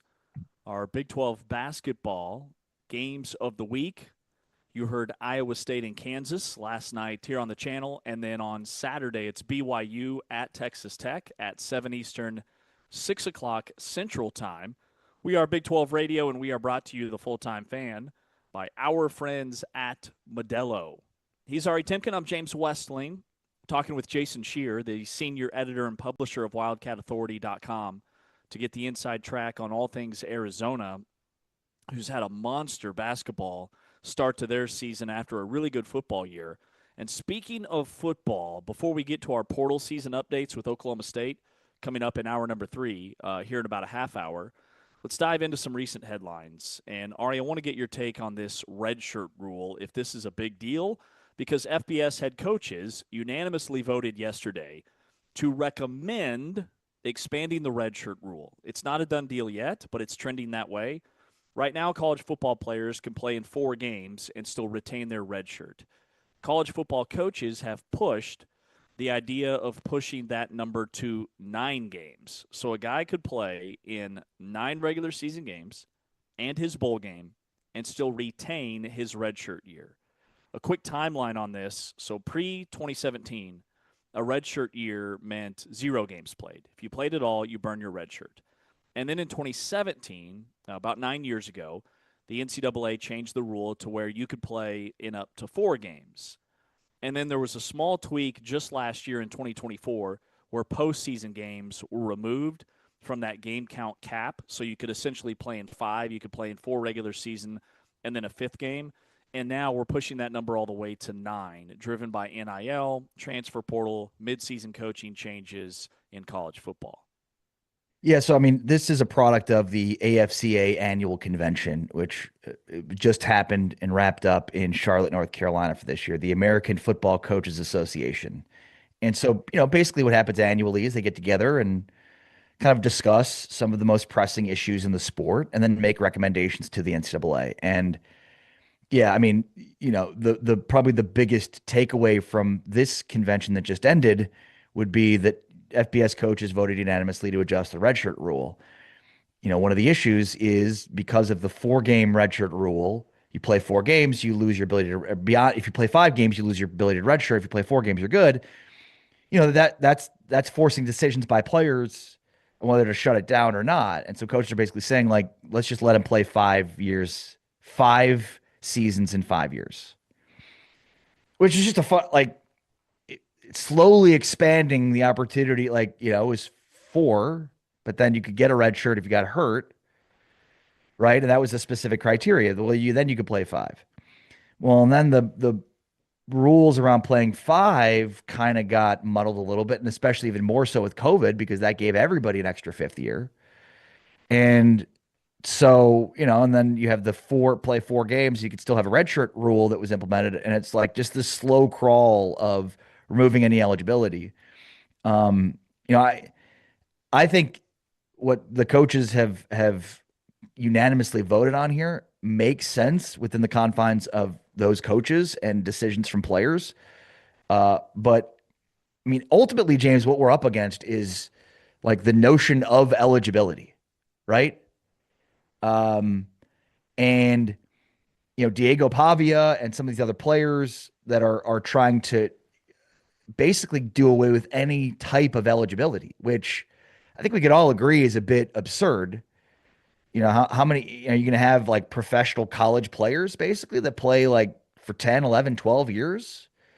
Because ultimately that's what this is up against. It seems preposterous, but without a collective bargaining agreement, that could very well happen. And, so what we could see here is, FBS coaches have voted unanimously to adjust this redshirt rule. We could see the NCAA vote to actually implement this. And then what we could see is players sue to get a 6th year of eligibility.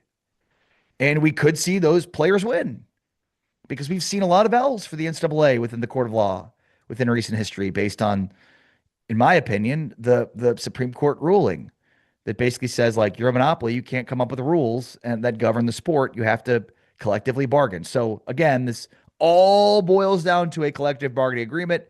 And within those confines, you could probably hammer out some very specific guidelines on eligibility. And that's I think where this is going next. But it's just funny. It was like, but I thought college was 4 years. Now they're saying basically like, oh yeah, give them 5 years. The slow crawl to 5. Do we have a slow crawl to 6? What about 7? What about 8? Are we gonna get to a point where we have professional athletes churning out professional careers in the college ranks? That's where it seems to be going. And this 9-game number is essentially a compromise because of the legal risk and the eligibility challenges that you noted. And it's, to me, not a coincidence that Ole Miss quarterback Trinidad Chambliss just got denied his waiver, whereas if it was not 4 but 9 games, he would have been cleared to play. It would have been a totally different situation. The other angle is we see a lot of guys that will play 4 games, and if the season isn't going well for them or for their coach, a la Oklahoma State, who fired Mike Gundy early in the season, they sit out the rest of the year, which can make it difficult for the rest of the guys on the team that are playing. It can be difficult for the interim coach to field a team. I mean, Oklahoma State was super thin this year. But now you're just kind of kicking that can down the road in a lot of ways, in my eyes. I mean, I still think we're going to see guys that are opting out 9 games into the season in the month of November to save that year. To me, it gives them 5 more games for tape, for an audition year in a lot of situations. Not everywhere, but in situations where players maybe aren't getting the playing time, maybe they're still going to cash that check and then transfer at the end of the year. You can get almost an entire season in. Like, I know the college football season is expanding, but it's only expanding for teams that are in the playoff. There's a lot more Kansas States and Iowa State and Oklahoma States in college football playing 12 games and they're done versus Indiana playing 16 or Ohio State playing 16 or however many games these teams are going to play that make deep runs in the college football playoff. I want to get into this Jordan Seaton thing, James, if I might. Mm-hmm. But also, before we get to that, I need to mention that our buddy James Faust on our YouTube chat has given you some recommendations. I've projected that you will follow through with 0 of these 6 recommendations, but I still want to make sure that I get these out publicly. I'm writing them down. All right. One guy from Italy. These are restaurants? Yep. Okay. Spanky's. Okay. He says the best barbecue is Evie Mae's. Okay. Triple J's Steakhouse. He says that's Joey McGuire's favorite. Okay. And I don't know if I'm going to be saying this correctly, but your Mexican food choice would be Albarans. Okay. And then the last place, Blue Sky for a burger. It's near campus. That via our buddy James Faust on our Big 12 Studios YouTube channel. Done. I projected you go for 6, but make me wrong, James. Make me wrong. I will prove you wrong tomorrow morning. I will sit here and I will tell you where I ate because I already know. I have a tradition after every game. Evie Mae's, you're going barbecue. I knew it. You don't know nothing. You know nothing about me. All right. So Jordan Seaton is out at Colorado. He is the 5-star plus recruit at left tackle that Colorado added and basically plugged in at left tackle from day one and has been a day one starter and an elite offensive tackle in this league. Well, he enters the portal, and for good reason, because there's going to be huge demand for him in high dollars. I would argue that if you're Texas Tech, there's probably no more impactful signing you could have and more impactful money you could spend than on Seaton, but would you tell me that Seaton right now to LSU looks to be in the cards for about $3.5 million? By the way, I think that's that's a bargain for a left tackle that will play one season and then become a top 10 pick. Mm-hmm. But I digress.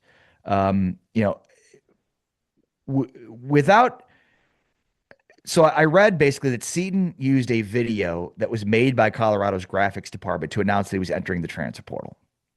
And it was created, quote unquote, under the assumption that he was announcing that he was staying with the program. And so I'm sure a lot of Colorado fans and analysts would view that as a snake move. I think Deion Sanders needs to take a long, hard look in the mirror and figure out what type of program he wants culturally, because he's got a transactional program. And I'm not blaming Jordan Seaton for doing this, because he's a product of a transactional program.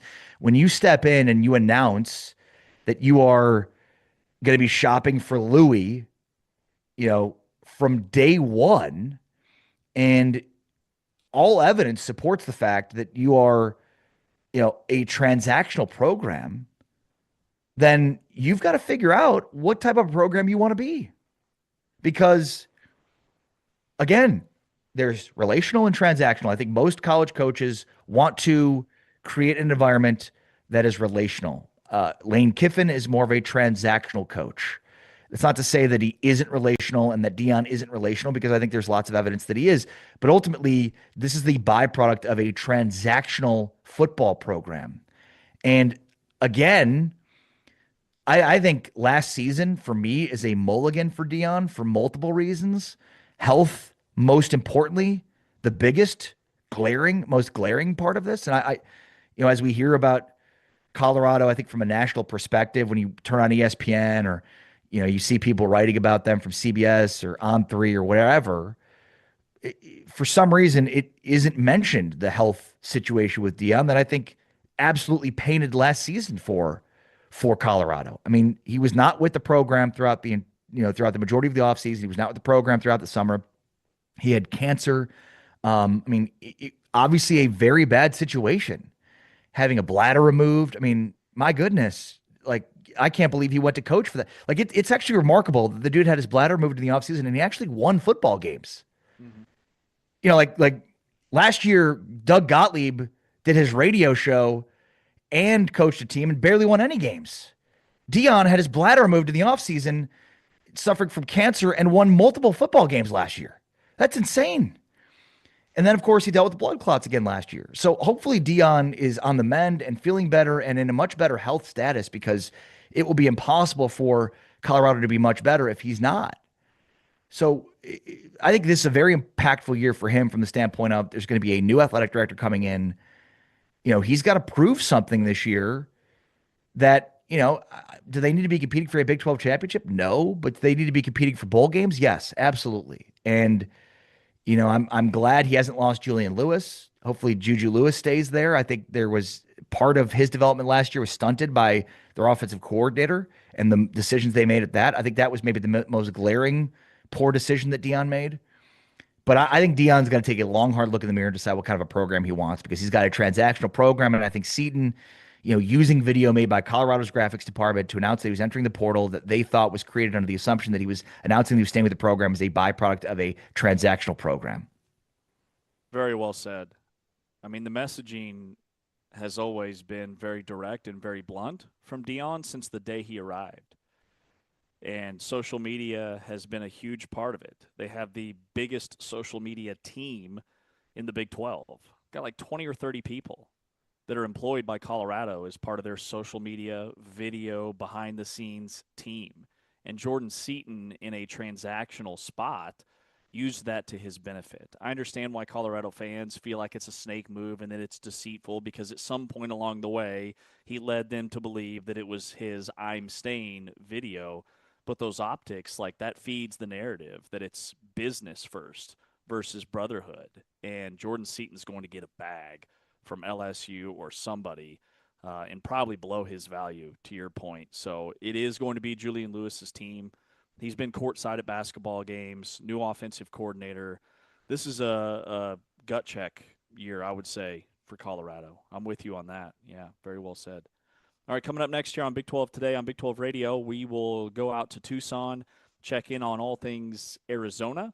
We've got Jason Scheer, senior editor and publisher of WildcatAuthority.com, coming up next on the show. He's Ari, I'm James. This is Big 12 Today on Big 12 Radio and Big 12 Studios. Check out the top plays from this week's Big 12 women's basketball starting five.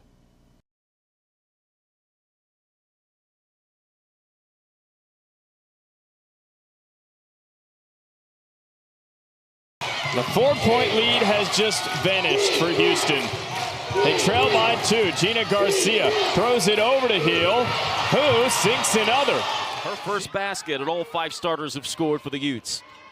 Heel the drive. Left hand sneaks it in. That's what Tess Heel's been so good at all season. It's where She will come out. And Grace Foster in. How about another look at this last play? for Tess Heel, it's really about We'll hear from Gavin Peterson going in. Heel working her way in the paint, puts up a little floater, it curls in. 7 first half for Heel. That'll clock down to 5. Heel able to make something happen. But defense is where games are won. Heel trying to make something happen again in the fourth quarter, and she does with a left-hand layup. 13 now for Heel. Down 15. Get back to Heel, one-on-one in the lane. Bumped by Sneed. She'll make the shot. The new rule in college basketball. Going up for the shot. The push by Sneed gets her twice. Tess Heel lets it go, gets the friendly roll. The confines of Bramlage Coliseum, and now she's got a chance for that old-fashioned three-point play. Tess Heel, what a move by Reese Ross. One-on-one, 2 hard dribbles, and able to spin and finish. Heel the other way, able to muscle the way around and up and in for 18. It's just her being able to execute and do what they are asking her to do. Heel, strong drive to the basket, and one by Tess Heel, 22. Just keep racking up for the senior, but one-on-one and finishing through contact, something she's done throughout. K-State and nudge up in the overall series. Why not add another for Tess Heel?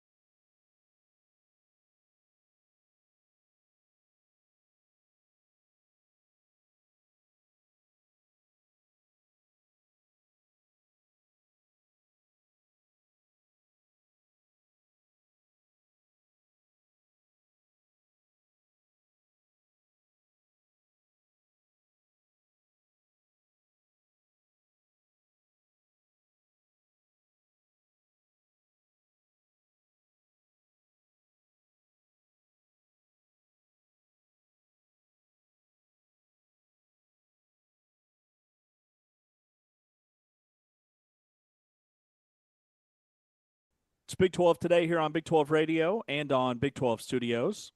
A Wednesday edition of the program with Ari Timken. I'm James Westling. We head out to Tucson to talk with the senior editor and publisher of WildcatAuthority.com. Jason Scheer joins us. Hey, Jason, good morning. Good morning. Thanks for having me. Man, appreciate your time. Big one tonight, the rivalry, Arizona State and Arizona. You had the breakdown and the preview of this game. So what stands out when you look at the matchup? Yeah, I think right now Arizona is going to be better than most teams that it faces. But there's always a danger in a game like this, in a rivalry type of game. So it's just a matter of, does ASU have enough to kind of keep this game close and maybe make things interesting at the end, or does Arizona kind of keep playing the way it has as of late? Jason, where does this Arizona team rank in terms of the teams that you've seen? Obviously, this is, one of the top programs and a true blue blood of the sport. And so they've had some good ones, but this is such a uniquely good team. Where do they rank? Obviously, with the outcome of the season notwithstanding. Yeah, I mean, it's up there. The one that comes to mind is 2013-14 was really, really good. And then Brandon Ashley got hurt and their season kind of didn't end the way that people wanted it to, but they were, I think, 30-5 to end the season. And they were really good. But this is definitely one of the better teams that I think Arizona's had in quite a while, because it's a complete team. There's been good teams in the past, but you could watch them and kind of understand what their weakness is and all that. This year's team, it's pretty hard to find a glaring weakness. Yeah, Jason, that team in 2013-2014 is the other team that started a season better than this Arizona team. They started 21-0, and they had Nick Johnson and Aaron Gordon and Rondé Hollis Jefferson and TJ McConnell. That team had 5 guys that would go on to play in the NBA. Is this team better than that team? How would you stack them up side by side? It'd be a darn good game. I'll tell you that. I don't know if they're better.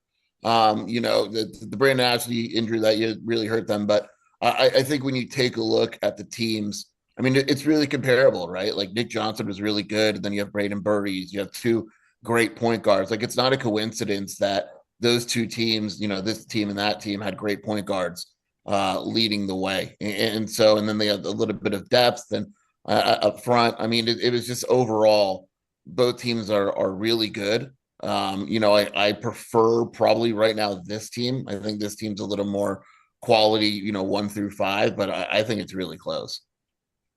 What are the potential flaws here? I mean, everybody hits a stretch of the season where they don't play well, and it remains to be seen if Arizona will, but you figure at some point they will. Where do you see some of these flaws potentially, coming to light?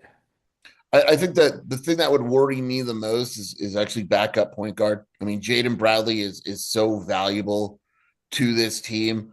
The other night against TCU, for instance, he got into foul trouble. They put him on the bench, and TCU made a little bit of a run. What happens against maybe a better team if Jaden Bradley gets into foul trouble? They'll move Braden Burries to the backup point guard, but he's not really a point guard. They had brought in, Harvard transfer Evan Nelson in the hope that he would be the backup point guard, but he hasn't really adjusted well to that role. So I think, if Jaden Bradley gets into foul trouble, what does that look like? And then 3-point shooting. Arizona is a very unique team in this day and age where it doesn't rely a ton on 3-point shooting. It's just not part of their game. But what happens if a team is able to effectively force them to take some threes and they don't go in? And how does Arizona kind of respond to that? Talking with Jason Scheer from Wildcat Authority, all things Arizona. Arizona 16-0, 3-0 in league. They play Arizona State tonight at home. What's unique about the Big 12 schedule so far is none of these teams at the top have played each other. We saw Iowa State and Kansas last night, and I know you were tweeting during the game and taking that one in. So what was your take on both of those teams and how they compare to Arizona, or how Arizona compares to them? I think that was one of those games where Kansas wasn't losing to anyone. Like, they were just a complete buzzsaw, and it happens once in a while. And Iowa State did a great job in the second half of cutting the lead down early, and then it just became too much. And sometimes teams play like that. Like, Kansas is still super talented. When Darren Peterson's playing and that team is healthy, that's a really talented team. I still think Iowa State is really good. You don't beat Purdue by 30 if you're not a really good team. But the top of the league is awesome. I mean, it's just really good. And you're right. Like, they haven't played each other yet. Arizona's schedule, for instance, is just super backloaded. They play BYU here next week, I believe. That'll be the biggest game by far that Arizona's had of the Big 12 season, and same with BYU. And so that's what's going to happen. Like eventually these teams have to lose because they play each other. But the top of this league is just fantastic. Yeah, I mean, what do you see? I mean, obviously Houston has won this league the last couple of years. I mean, what do you see? How do you see Houston and Arizona matching up? Yeah, I mean, Houston's still good. I think Houston, in a way, is still getting overlooked a little bit because Arizona's dominant right now. BYU has been playing really good. And then you look at Houston and they're there, right? Like they've lost one game to Tennessee and they're beating everyone and doing what Houston does. Their freshman point guard, Kingston Flemings, is awesome. I mean, he is really, really good. He's up there with any point guard in the country so far. And they're always going to defend well and they're always going to be well coached. And when you have a team that defends, rebounds, and is well coached, they have a chance to beat anyone. So, they're another team that, I think Arizona matches up well with them because of their size and they've shown this season that they have an ability to play slow, where maybe in other seasons it was a struggle for them, but they've won games with, low possession games this season. But that's another team that, if they won the Big 12, it wouldn't surprise me at all because of how well-rounded and well-coached they are. Jason, want to ask you about some Arizona football stuff. We were talking about the quarterbacks in this league for next year, and Noah Fifita was first-team Big 12 quarterback. Like, why wouldn't he be the Big 12 preseason player of the year? But it wouldn't surprise us if that's Dampier next year. How's transfer portal season going for Arizona in terms of not just guys they're bringing in, but guys that are staying and coming back for next year? So Arizona has a somewhat of a unique approach to the portal in that their NIL, their money and all that, they want to retain their roster. And so that was their main focus. And, they lost guys to graduation and they lost some good players there, but they were able to retain everybody in the 2 deep that, that was coming back, which is a huge deal. And then from there, they kind of fill needs, and it's been a needs-filled class. They lost Stukes, Dalton Johnson, and Genesis Smith. They lost their 3 starting safeties, maybe to the NFL. So, what they do from there is they've added 5-6 safeties, and some of them are highly regarded, and some of them are maybe from smaller schools, but they believe that they can all contribute. But they added like 20 portal guys or so, or they'll wind up adding like 20 to 22 portal guys, and a lot of it is needs based. Curious, should Noah Fifita be the preseason player of the year in the Big 12?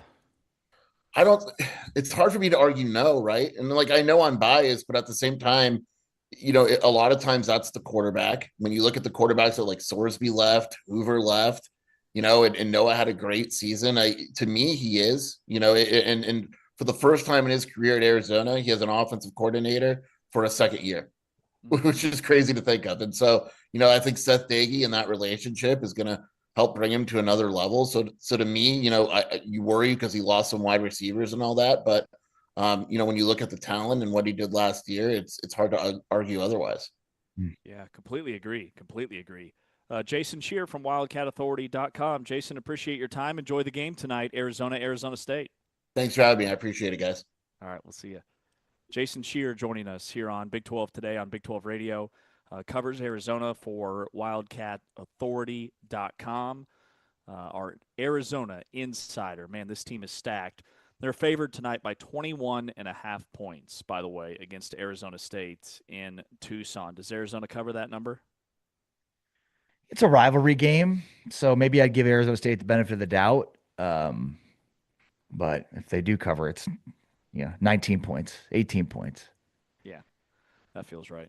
He's Ari. I'm James. This is Big 12 Today on Big 12 Radio. Coming up next, we launch our new series, Portal Season Updates, post-season updates for Oklahoma State, who's been added in the portal, new coaching staff. We do a quick check-in on the Pokes before we check with Eric Bailey, the Oklahoma State beat writer for the Tulsa World. He joins us coming up around the corner here on Big 12 Today on Big 12 Radio, heard exclusively on TuneIn, watched on Big 12 Studios. Check out the top plays from Big 12 men's basketball starting 5.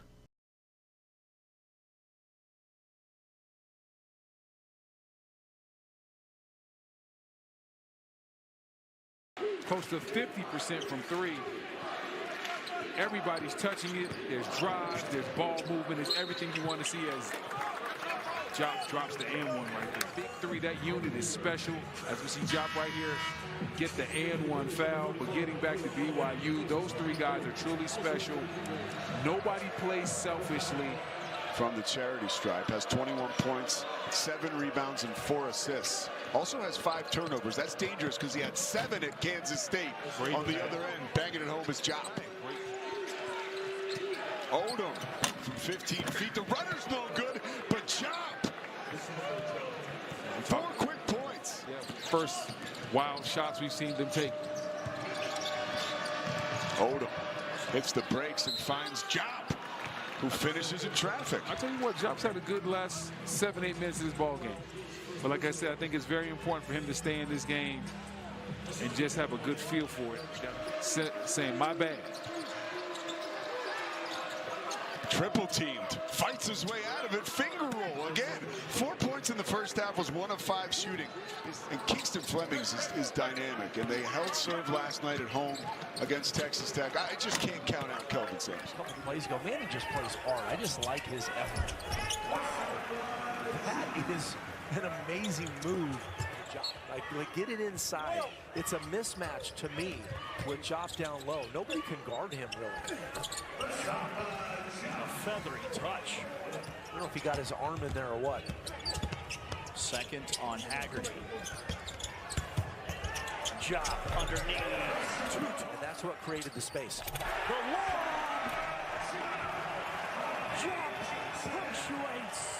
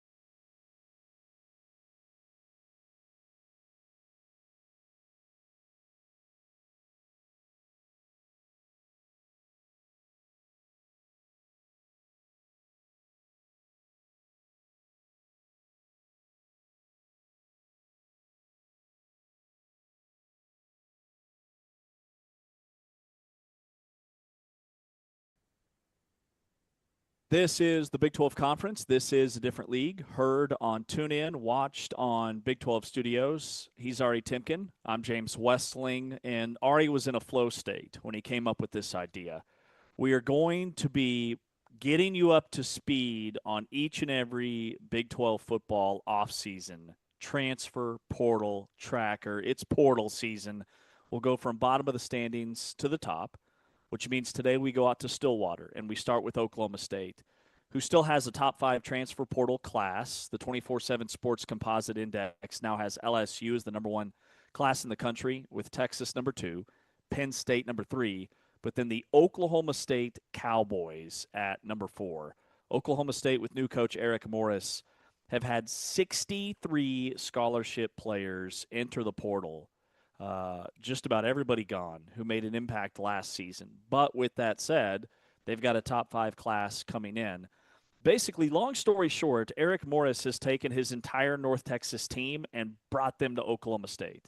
All the guys that balled out at North Texas, including quarterback Drew Mestemaker, running back Caleb Hawkins, wide receiver Wyatt Young, and a whole slew of defensive guys, will be suiting up for the Cowboys next year. Yeah. Anything different at Oklahoma State? Any changes? I can't seem to find anything that's different about Oklahoma State football. You know, it's crazy to think, James, that Mike Gundy, Kyle Whittingham, Mike Tomlin, and John Harbaugh are all 4 of them are out or at different places. Pretty wild, right? Don't forget about Matt Campbell and Chris Kleiman, too. Yeah. I mean, 2 decades of certainly those 6 coaches being at the same place, and, you know, specifically 2 decades of Oklahoma State and Utah having their coaches with, you know, Harbaugh and Tomlin going at it with the Steelers and Ravens. It's definitely a new age and a new world. You know, obviously Oklahoma State needed some new life injected, and, you know, that's been the case. I mean, they have 44 new players committed or signed via the portal. They have 18 high school and JUCO additions for their 2026 recruiting class. They still have about 20 spots open on their roster and can still do some damage in the portal. And look, I mean, we're looking at virtually let's start with the coaching staff. This is virtually North Texas's coaching staff. So you bring Skylar Cassidy to run your defense. You know, Sean Brophy comes in as the OC and quarterbacks coach. They bring their strength and conditioning coach from North Texas and Brian Keegan's. Raj Murdy, the general manager, comes in. You know, their executive director of player personnel. So, I mean, front office, offensive coordinator, defensive coordinator, head coach, strength and conditioning come with. There are some new coaches that come with, including Nick Edwards, who takes over as the wide receivers coach. He brings with him from Wake Forest one of the most underrated adds to the roster for Oklahoma State that I've seen so far, which is Chris Barnes. Barnes, a 5'7", 168-pound slot speedster who has 3 years of eligibility remaining, and again comes over with the former Wake Forest wide receivers coach Nick Edwards, take over as the wide receivers coach for Oklahoma State. Also, offensive line coach Cody Krill. This was a big addition from an offensive line perspective, and that's sort of, to me, the biggest big picture question with Oklahoma State as we talk through sort of this portal season difference between Oklahoma State. This will work year one at Oklahoma State if they get the offensive line right. And, you know, they it should be surprising to no one, bring in at least, you know, 2 North Texas offensive linemen with significant starting experience. That's Braden Nelson and Johnny Dixon. They also added Tyler Mercer from Kansas, who was an all-conference player for Eric Morris at North Texas in 24 before transferring to Kansas last year. So he rejoins Eric Morris now at Oklahoma State. Jacob Sexton transfers in from Oklahoma, who, when healthy, has been good, but has not been healthy enough. And then the guy that I'm looking forward to the most is the latest portal addition on the offensive line. It's Portland State's Sean Torgeson, who was a starting left tackle all season at Portland State as a redshirt freshman last year. So, you know, that's kind of a deep cut, but a guy that has starting experience at left tackle could step right in. But I think it starts with the 3 guys they bring in from North Texas. Well, 2, one that was at North Texas in 24 and now transferred from Kansas. But to me, there's some talent there, but there's a huge question mark. And if they get offensive line right, James, they're going to have a major turnaround season. And the offensive line was much better this past year at North Texas. They also added Ashton Lepo from Michigan State. He's an offensive tackle, 6'7", 316. He started all 12 games at right tackle this past season for Michigan State. He had the fifth most snaps on the team. So, I mean, he's a guy that, let's see, Pro Football Focus had him at a team best in pass blocking. He's a really good pass blocker, and they're going to be throwing the ball all over the yard.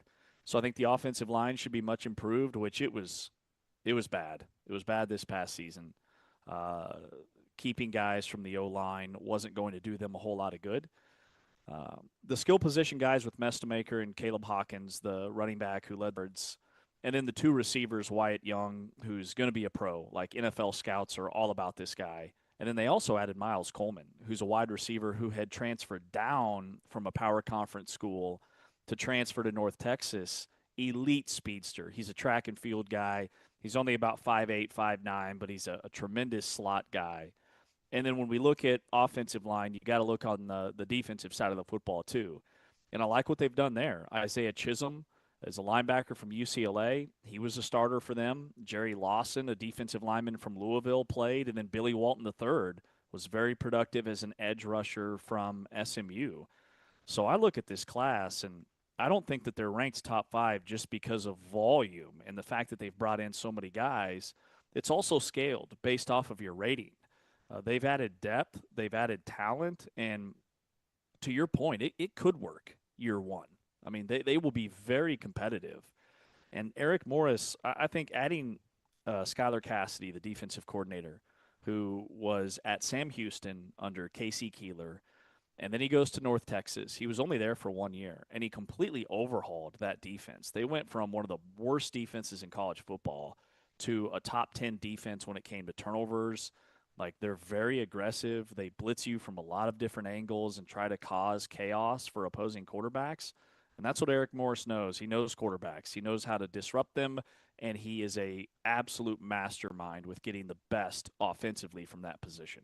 Yeah, and I'm glad you shifted to the defensive side of the ball too, because I said earlier, like, the most important thing for Oklahoma State to have got right would be their offensive line, and I maintain that. I don't know how much the defense needs to be better, at least year one. Like, I think the offense could be explosive enough with the right offensive line.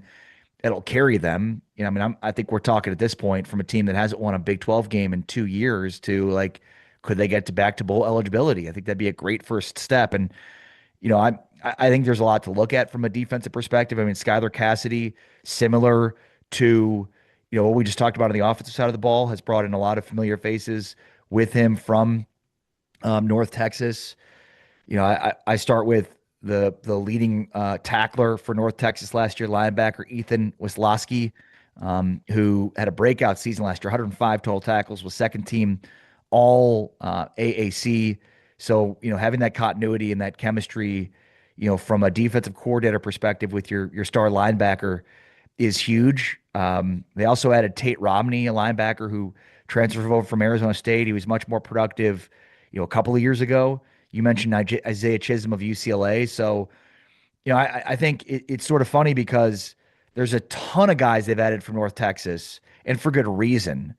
But they also have done a really good job in the portal overall in a short period of time.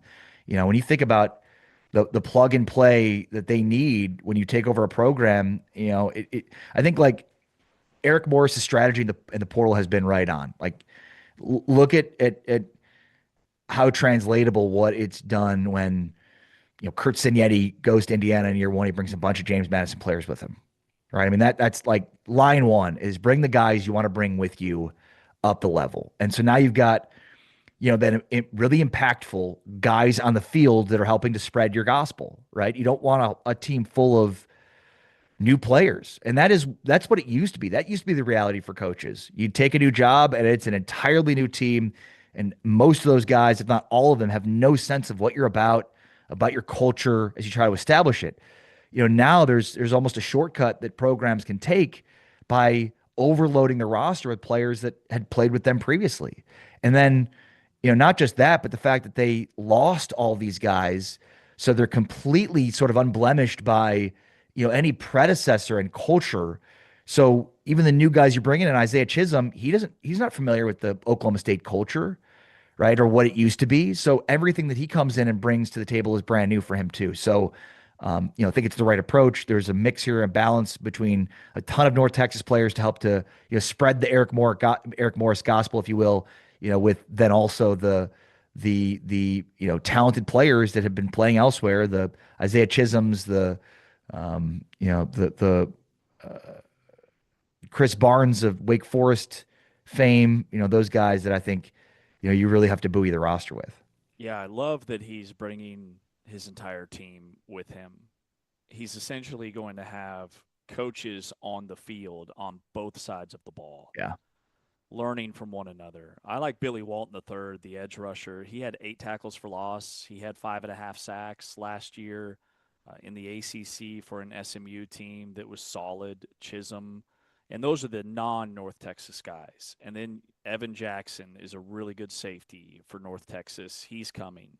Mo Horn knows what it takes to win in this league, the corner from Texas Tech, who was on the field a lot the last 2 years for the Red Raiders. It's all coming together for Oklahoma State. And I'm looking at, how many games would North Texas have won last year in the Big 12? Would they have been a bowl team? I think so. Yeah, right. I mean, and look, there's I think in the same way, like Kurt Signetti is this great example. I'm not trying to say that like Eric Morris is going to become the next Kurt Signetti, but I just think the idea of like, okay, you brought a bunch of players from James Madison, but can they play at this level? Can they produce this level? And we've seen examples of this. I mean, Jay Hill as a defensive coordinator, some of the best defensive players that BYU has had came with Jay Hill from Weber State. So, this is part of the Joey McGuire line of thinking when it comes to the portal, and that is, I don't care how many stars you had. I don't care how highly recruited you were, and did you flame out at Alabama or Ole Miss or at Ohio State or Oregon.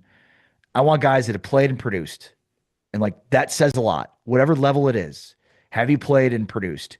Because that shows an understanding of how to play the game, a knowledge of the game, a physicality. Those are all translatable. And so I think like it's easy for us to be like, yeah, I mean, how much different will it be playing in the American Athletic Conference, the Big 12? A lot different. We know that. But this isn't a reboot of the same team. These are the best, most impactful players, one, and two, the guys that are most positioned buying into Eric Morris. Like you've almost gone through your entire roster for Morris and filtered out the guys you didn't want. That's not, that's probably not entirely fair. I'm sure there are probably guys he wanted that he didn't get. But ultimately, you're bringing in the right guys to help, teach the locker room the type of culture you want to instill, and guys that have played and produced, which says a lot, regardless of the level. And Eric Morris was at North Texas 3 years, and he had 3 different quarterbacks. And his first year, they were top 20 in the nation in scoring offense. His second year, they were 23rd. They scored 34 points per game. And then last year, with his first, he had 3 different quarterbacks starting in 3 years, but Mestemaker had at least been in the system as a backup. So his only quarterback that he had on the roster for more than 1 year, and they lead the nation in scoring at 45 points per game. And this will be year 3 now with Morris and Mestemaker, albeit at a different school. My point is they're going to score points. They will fill it up right away. Can they stop anybody will be the biggest question in Stillwater. Eric Bailey from the Tulsa World will give us the inside scoop on Oklahoma State. We'll ask him about their portal class and just the vibe in Stillwater with the Eric Morris hire coming up next. This is the Big 12 Conference. This is a different league, and we are brought to you, the Full-Time Fan, by Modelo here on TuneIn and Big 12 Studios. Here are the top plays from this week's Player of the Week.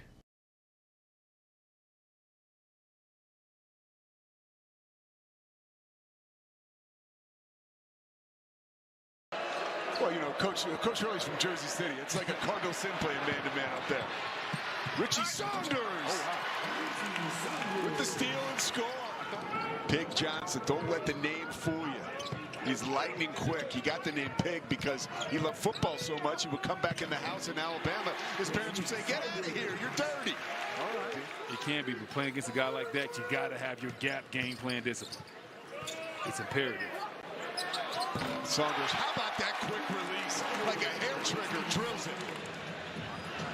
Richie Saunders right here catching it. Once he got to that rhythm, once he got to that next rhythm dribble, he knew he was letting that fly. Rocked the defender to sleep. Right there. That dribble right there, as soon as he read his feet. Because when they talk about no days off in the weight room, they talk about that young man. Saunders elevates and knocks down another three. Richie Saunders has 18 points. McHenry going baseline. They're going to need points from him, but a block by Dibonsa. Saunders out of the open. Richie Saunders takes with the left hand and scores. He finishes as well as any player. Whether it's Brown or McHenry, they've been able to create offense off the bounce. Saunders corner three. Good. Brown, they've swarmed him, and he threw it right to Dibonsa. 2-on-1. Gives it up. And Saunders with the left hand. Timeout, Utah. And then in the open floor, AJ makes the right read, and the Cougars are off and running. Tough games this week. Yeah. Conference play will bring that out of you. Saunders drives. Saunders scored the basket plus a foul. Saunders just understanding how to square his shoulders, absorb contact, and be able to finish. We talked.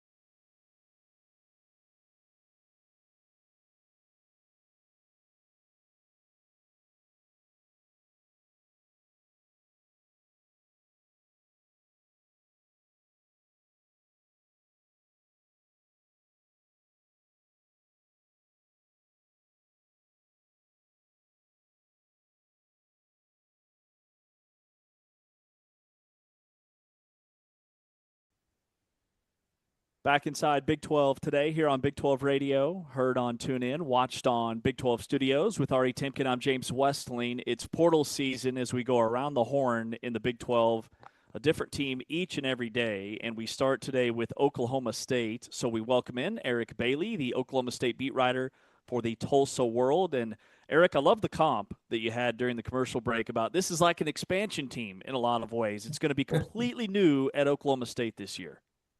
You know, it's been crazy. Ever since Mike Gundy's firing on September the 23rd, players started hitting the portal, and I knew that they were going to need to fill a lot of spots.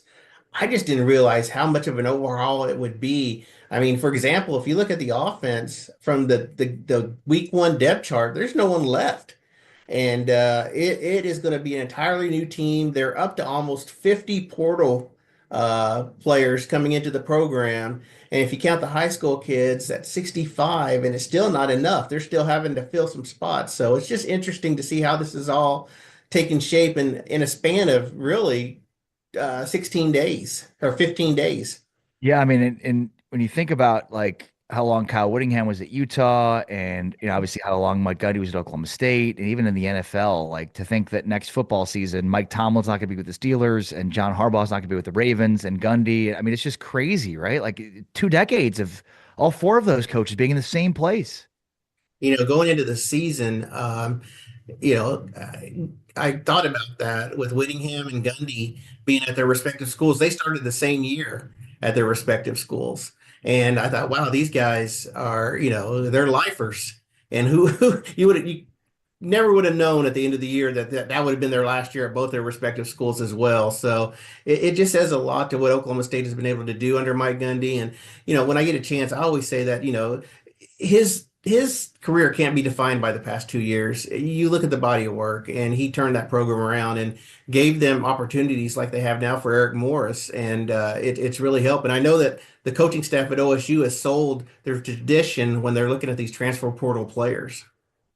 Eric, I know it's basketball season and it's wrestling season for Oklahoma State, but is there much, buzz about football? Are fans excited about what Eric Morris is doing in the portal? Eric Morris was at the wrestling duel against Oklahoma on Sunday night. And, you speak about wrestling, there's 12,000 fans. That atmosphere was electric on Sunday night. But when he was introduced, the crowd went nuts. I mean, I just think that they're just so starved for just anything. It's been a rough 2 years that everyone's excited about this turnover. Everyone's excited about what he's bringing to Oklahoma State. There is still some buzz at Oklahoma State. I mean, football is important in our state overall. You look at, Oklahoma, you look at Oklahoma State, it's always important. It's never not football season, I should say. So they're pretty excited about him on Sunday night, and I think everyone's ready to see what he puts on the field, during spring ball. Yeah, and by the way, I do, while we have you, want to ask you a little bit about wrestling, because there was a really cool debut in Bedlam and huge wins for OSU in Bedlam, sweeping Oklahoma. But as this is our portal season football preview discussion, we're talking Oklahoma State, and we're working our way up from the bottom of the Big 12 standings to the top. What are some of the players that have signed the portal that have piqued your interest, Eric? I mean, there's so many names. It's easy, I think, to sort of get caught up in all of the names and everything else. But who are 2 guys or a couple of guys that stand out to you so far? It's really easy. You start with the quarterback, Drew Mestemaker. They needed a quarterback. They haven't had quarterback play at Oklahoma that's been just really just making plays, just anyone. They just need a quarterback, and they got a superstar in Drew Mestemaker with what he did at North Texas, following Eric Morris. He led the nation in passing yards, number 2 in touchdown passes. He's huge. I mean, that's who you build around. And when he announced, it was almost like dominoes started falling, especially on the offensive side. You see players that want to play with him. I think, the relationship that Mestemaker has with Morris was big. And we knew that going in when Mestemaker announced he was going to the portal, everyone assumed he was going to go to Oklahoma State, and that's what happened. So I think you start with him. And then I'm really impressed with the running back, Caleb Hawkins, freshman All-American. He's a kid that goes out there and, he had 1,400 rushing yards, had 25 touchdowns on the ground. And, both those players are a product of Eric Morris's offense. Will it work in the Big 12? We'll see. That's yet to be determined. But you really build a really good base by having those two playmakers. The interesting thing about Caleb Hawkins, he was not recruited at all. He's from Shawnee, Oklahoma, which is probably around a 30-minute drive east of Norman. And it's neat seeing an in-state kid get to play at home, and especially one with the talent that he has. Yeah, he's a fascinating story because I know Oklahoma, Oklahoma State both overlooked him, even Tulsa. And Eric Morris offered him after he saw him play basketball because he had like 3 or 4 ridiculous dunks in a game, and he's like, that's just an athlete. And Eric Morris, I think that just goes to show kind of his eye for talent. Yeah, I mean, and the Mestamaker story too. I mean, it's just incredible when you think about it with what he was able to do, and that's what Eric Morris has done. He's been able to find, those diamonds in the rough, those players that, a lot of the bigger schools overlooked, and he got him to go to North Texas, and he's developed them. I mean, the hard thing for him, he said, was always retaining players at North Texas. And he made a good point at his introductory press conference. He recruited 4 offensive linemen that really produced well, and now those 4 are all at Power 4 schools. So the problem was always retaining players. I think that's why he looks forward to Oklahoma State, because he has a better chance going head to head with these schools when we hit this free agent market. Next year at this time, it'll be curious to see who stays, who goes, and how he's able to keep the main pieces in place. So, but I've been impressed with Eric Morris just with what he's been able to do in finding and developing talent. Yeah, Eric, for me, one of the biggest questions for Oklahoma State to have a turnaround this season, and look, I think it's, to get to, after not winning a Big 12 game in 2 years, to get to bowl eligibility would be a huge improvement, obviously. To me, it's about their offensive line, because we could focus on defense and whatever, but like Eric Morris is an offensive guy. He's been, so good at turning out, top offenses. For this offense to work, that we know they have the quarterback, wide receiver, running back. I think it's about their offensive line, and hopefully they brought the right group together. Yeah, we always see it every year how difficult it is for offensive lines to mesh when you do add 1 player, maybe 2 players to the line. I mean, this is an overhaul. And the offensive line, they're still going after players, but you got to have depth. I mean, that's the big thing. The one thing he has done is he's added experience to that offensive line. He brought 3 North Texas players with him who will understand the system, who will be able to be coaches on the field. Braden Nelson and Johnny Dixon III. I think those are 2 starters that started on an 11-win team last year. So I think that's huge. They went after experienced players from big schools. I mean, Michigan State, Kansas. They got Jacob Sexton from Oklahoma, who I had a chance to cover when I covered the Sooners, and I was always impressed with him. The problem with him was he was always injured. I mean, that was it. I mean, he'd start getting into a flow and then he'd get injured. He only played 14 games, but when he did get on the field, that was big too. So, but the offensive line, it's not only getting those starters, it's getting depth. Because it's a long season. We see guys go down all the time, and I think that's the big thing. Is they may be good at the front, but man, it's going to be hard to get that depth and build what you want there as well. Talking with Eric Bailey, covers Oklahoma State for the Tulsa World. Where they do have depth are at the skill positions on offense. They added Wyatt Young from North Texas and Miles Coleman, who were the top 2 pass catchers last year, but then. I missed that they added this receiver from Illinois, Justin Bowick, who's 6'4", 200. He led Illinois in touchdown catches. Like, he looks like an NFL player just physically. Yeah, and that's what, again, we look at the history of Oklahoma State, and the wide receivers position has been just so huge when you think about all the names, Des Bryant, Justin Blackman. You just see the names, and that was a problem with Oklahoma State's offense last year. They had receivers, but no one could get open. I mean, everything, there was a lot wrong with Oklahoma State last year, but that really stood out. It was hard for Oklahoma State's receivers to win one-on-one matchups, and I think that's huge with what Coach Morris is bringing in, just the amount of talent that he has in. He got Chris Barnes from Wake Forest, who is just a speedster. And you go back to Bowick, I mean, he had 5 touchdown catches this year, but his size, his catch radius is huge. So I think that that's going to be really big. It's funny, we were talking about this off the air, or you mentioned it too. Gavin Freeman was the last player, Oklahoma State's top wide receiver. He was the last player to enter the portal, and I was just wondering if he was going to come back or not. But this is an overhaul, and that's not a bad thing. They took this thing down to the studs, and I think that it's really big that they are landing that skill talent that can do things that Morris wants. All right. I need you to talk about Jax Forrest, the should-be senior in high school who had his first duel in college for Oklahoma State in Bedlam, and he pinned and won in 47 seconds, Eric. I mean, Oklahoma State got its, 21st straight win over Oklahoma in Bedlam in wrestling, and did it with a sweep for the first time since the 90s. And then Jax Forrest, the guy who reclassified, should be a senior in high school, pinned a dude in 47 seconds. It was funny. First of all, the atmosphere was incredible. Like I said, 12,000 fans. The place was going nuts. I haven't covered wrestling that much. So everything's new to me because, we didn't really cover wrestling at Oklahoma, but Oklahoma State, it's just a passion. And the history speaks for itself with all the national championships. But Jax Forrest, when he came out, they have these big intros. It's almost like a WWE entry for all these guys. They have their music, they have their walking music, they come into smoke, they come into everything.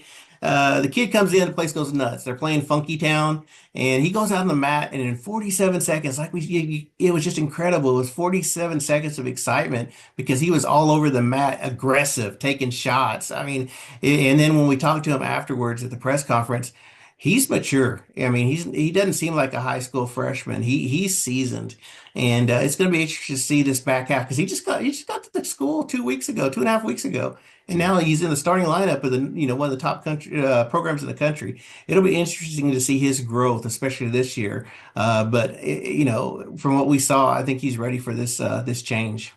Yeah, no doubt. Last thing, Eric, how was Steve Lutz after the loss last night to Baylor? He was upset. Baylor scored 57 points in the first half and couldn't miss a three. They were 9 of 12 in the first half of the 3-point line. And, it was funny because as reporters, we want, you don't know how you're going to ask that first question. Well, what's his mood? What's he going to say? So one of my friends said, sometimes you play good defense, they shoot well, and there's nothing you can do. And he said, well, I appreciate you guys trying to soften the blow, but we should never allow 57 points in a Big 12 game at home. He was upset. He was upset with the defense. And I do want to give Baylor a lot of credit. They not only made some guarded shots. I thought Oklahoma State's defense, I don't think it was the worst, but I think Baylor was on. But Steve Lutz wouldn't allow that. He's just disappointed in his defense. And we've seen it all year, though. That's the problem. If this was a one-time thing, I don't think it would have been bad. But we've seen Oklahoma State just be awful on defense all season long. And, Scott Drew was excited. He was excited after the game with how many threes that they've made and how they were shooting the ball. He said they were due for something like that. So Steve Lutz, they have a lot of offensive talent. It's just defense. That's what's hurting them. And I think, as like a boxer, you can't be going for the knockout blow all the time. You have to play defense if that's what boxers do. And we just haven't seen it this year from Oklahoma State. Yeah, that'll have to change. Eric Bailey, Oklahoma State beat writer for the Tulsa World. Appreciate your time. Always great to see you. All right, guys. Thanks for having me on. You guys have a good week. Too, bud. Thanks, Eric. Eric Bailey covers Oklahoma State for the Tulsa World. He joins us here on Big 12 today on Big 12 Radio. The final whistle is coming up next. Where does Mike Tomlin? Yes. James, do you notice Eric, the flag he has behind him? Haskell Indian Nations, Lawrence, Kansas. Let's go. Love it. I'm going up there tonight. I'm going to go cover an OSU Kansas women's game. So I'm going to Lawrence tonight. So I'm looking forward to seeing some old friends. There we go. Awesome stuff, man. Eric Bailey joining us here on Big 12 today. We'll wrap up the show. Coming up next, you're watching us on Big 12 Studios. You're listening to us exclusively on TuneIn. Here are the top plays from this week's Player of the Week.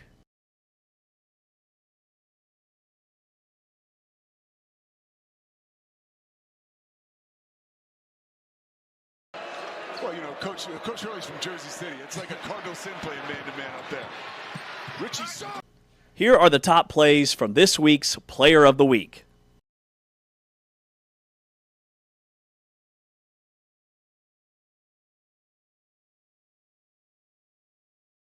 Some teams in foul trouble, sure, but you've got to turn those into points when you're struggling offensively, especially in Big 12 play. Jada Malone just entered the game. That's a great dish to Bailey Maupin. Rebound Texas Tech. Back to Nunez. Second chance.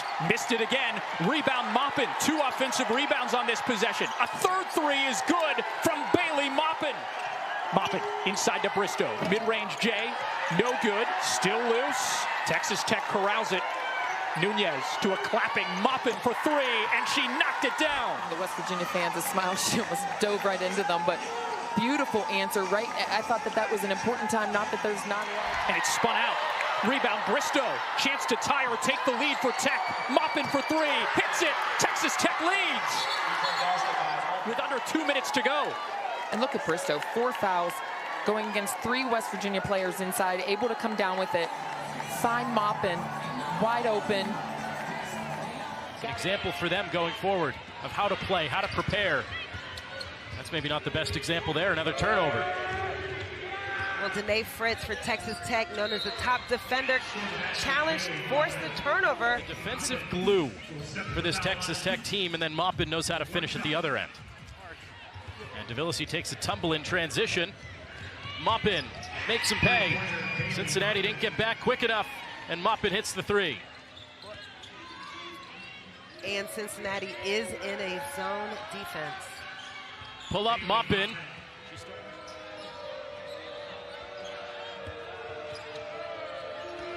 Maupin free at the free throw line, and she connects.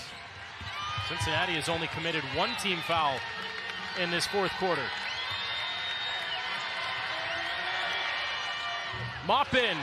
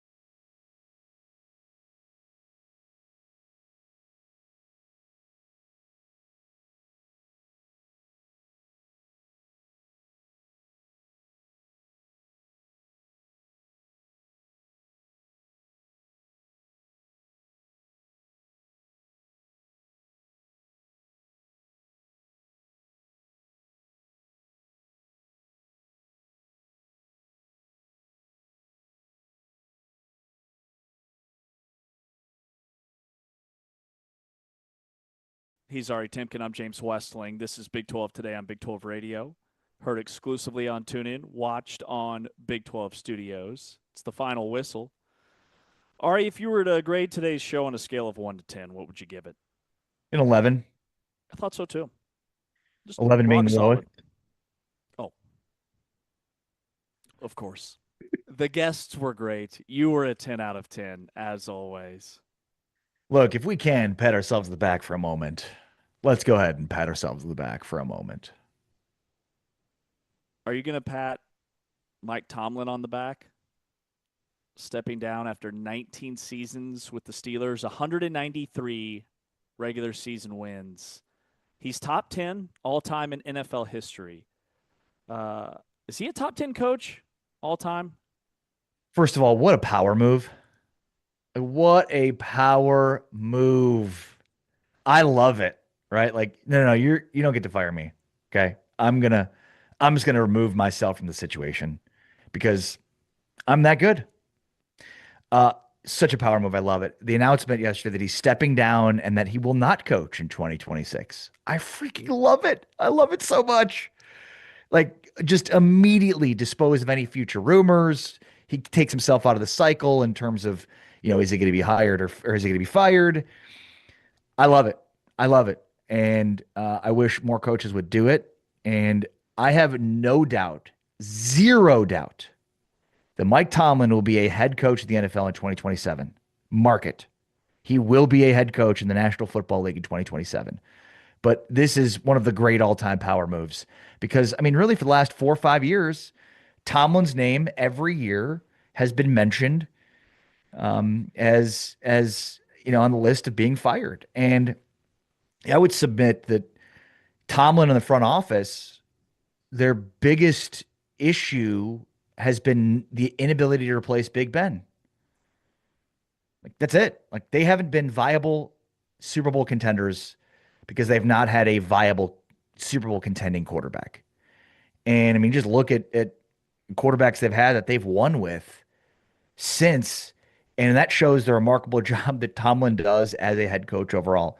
Did not have a losing season. And, once again, the Steelers have had 3 coaches in 60 years. So they're about to have a 4th coach. But, you think about Chuck Noll, Bill Cowher, Mike Tomlin. The Browns have had they're about to hire their 6th coach in the last 10 years. It's unconscionable what the rest of the NFL does while the Steelers do laps around everybody else.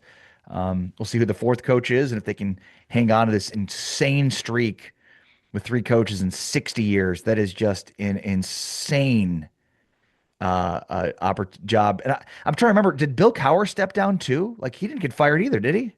No, I think he retired. Yeah. So, they don't fire coaches. Coaches just step down at Pittsburgh. It's insane. That longevity, that ability with coaches. They were talking last night about Cam.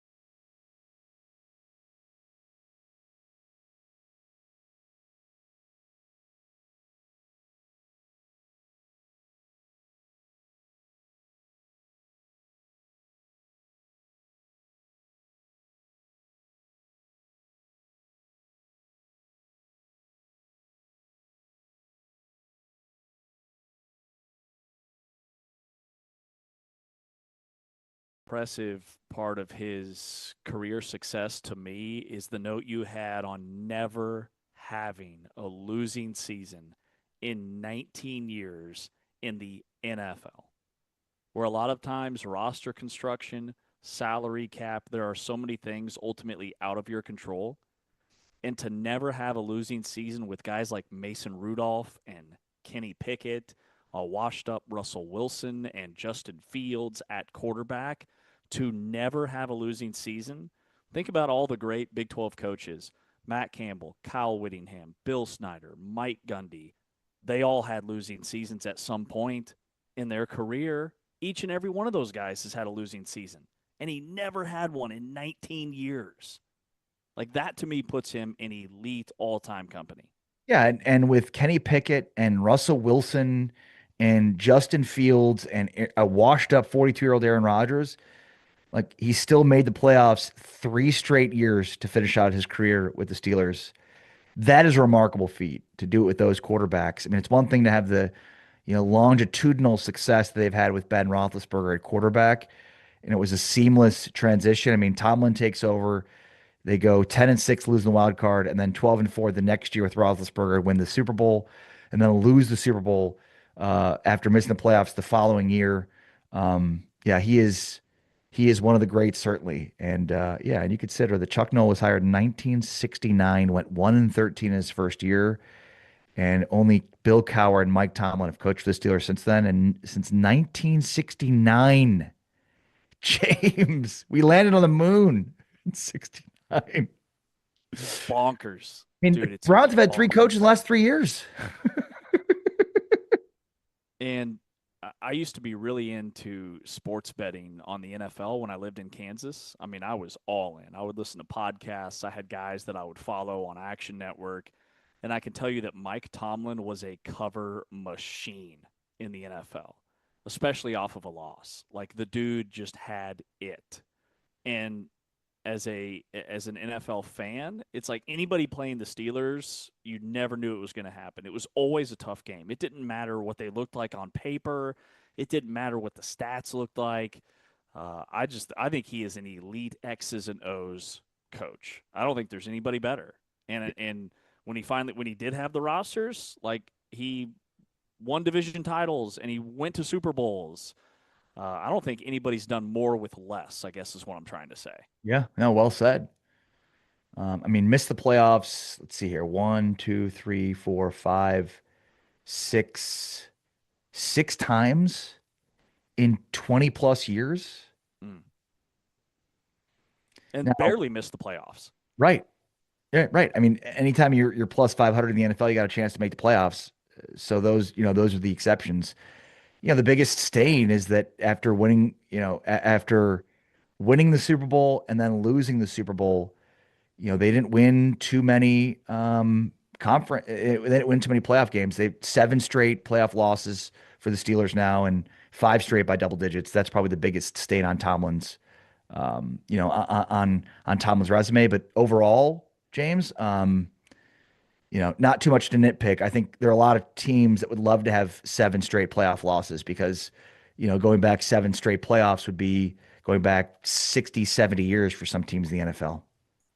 Was he on the hot seat? Like, were they going to fire him?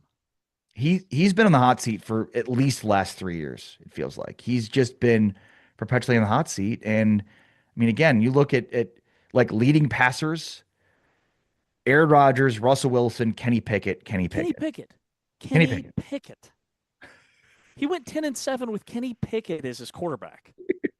Like, build him a statue. That's insane. Don't forget Mitchell Trubisky. Yeah, Mitch Trubisky. Another one. No, I mean, I'm just going off of like the top passers for each of these seasons. So saying Kenny Pickett doesn't even, I mean, Rudolph started games, Trubisky started games, Justin Fields. But like the leading passer last year was Russell Wilson for the Steelers.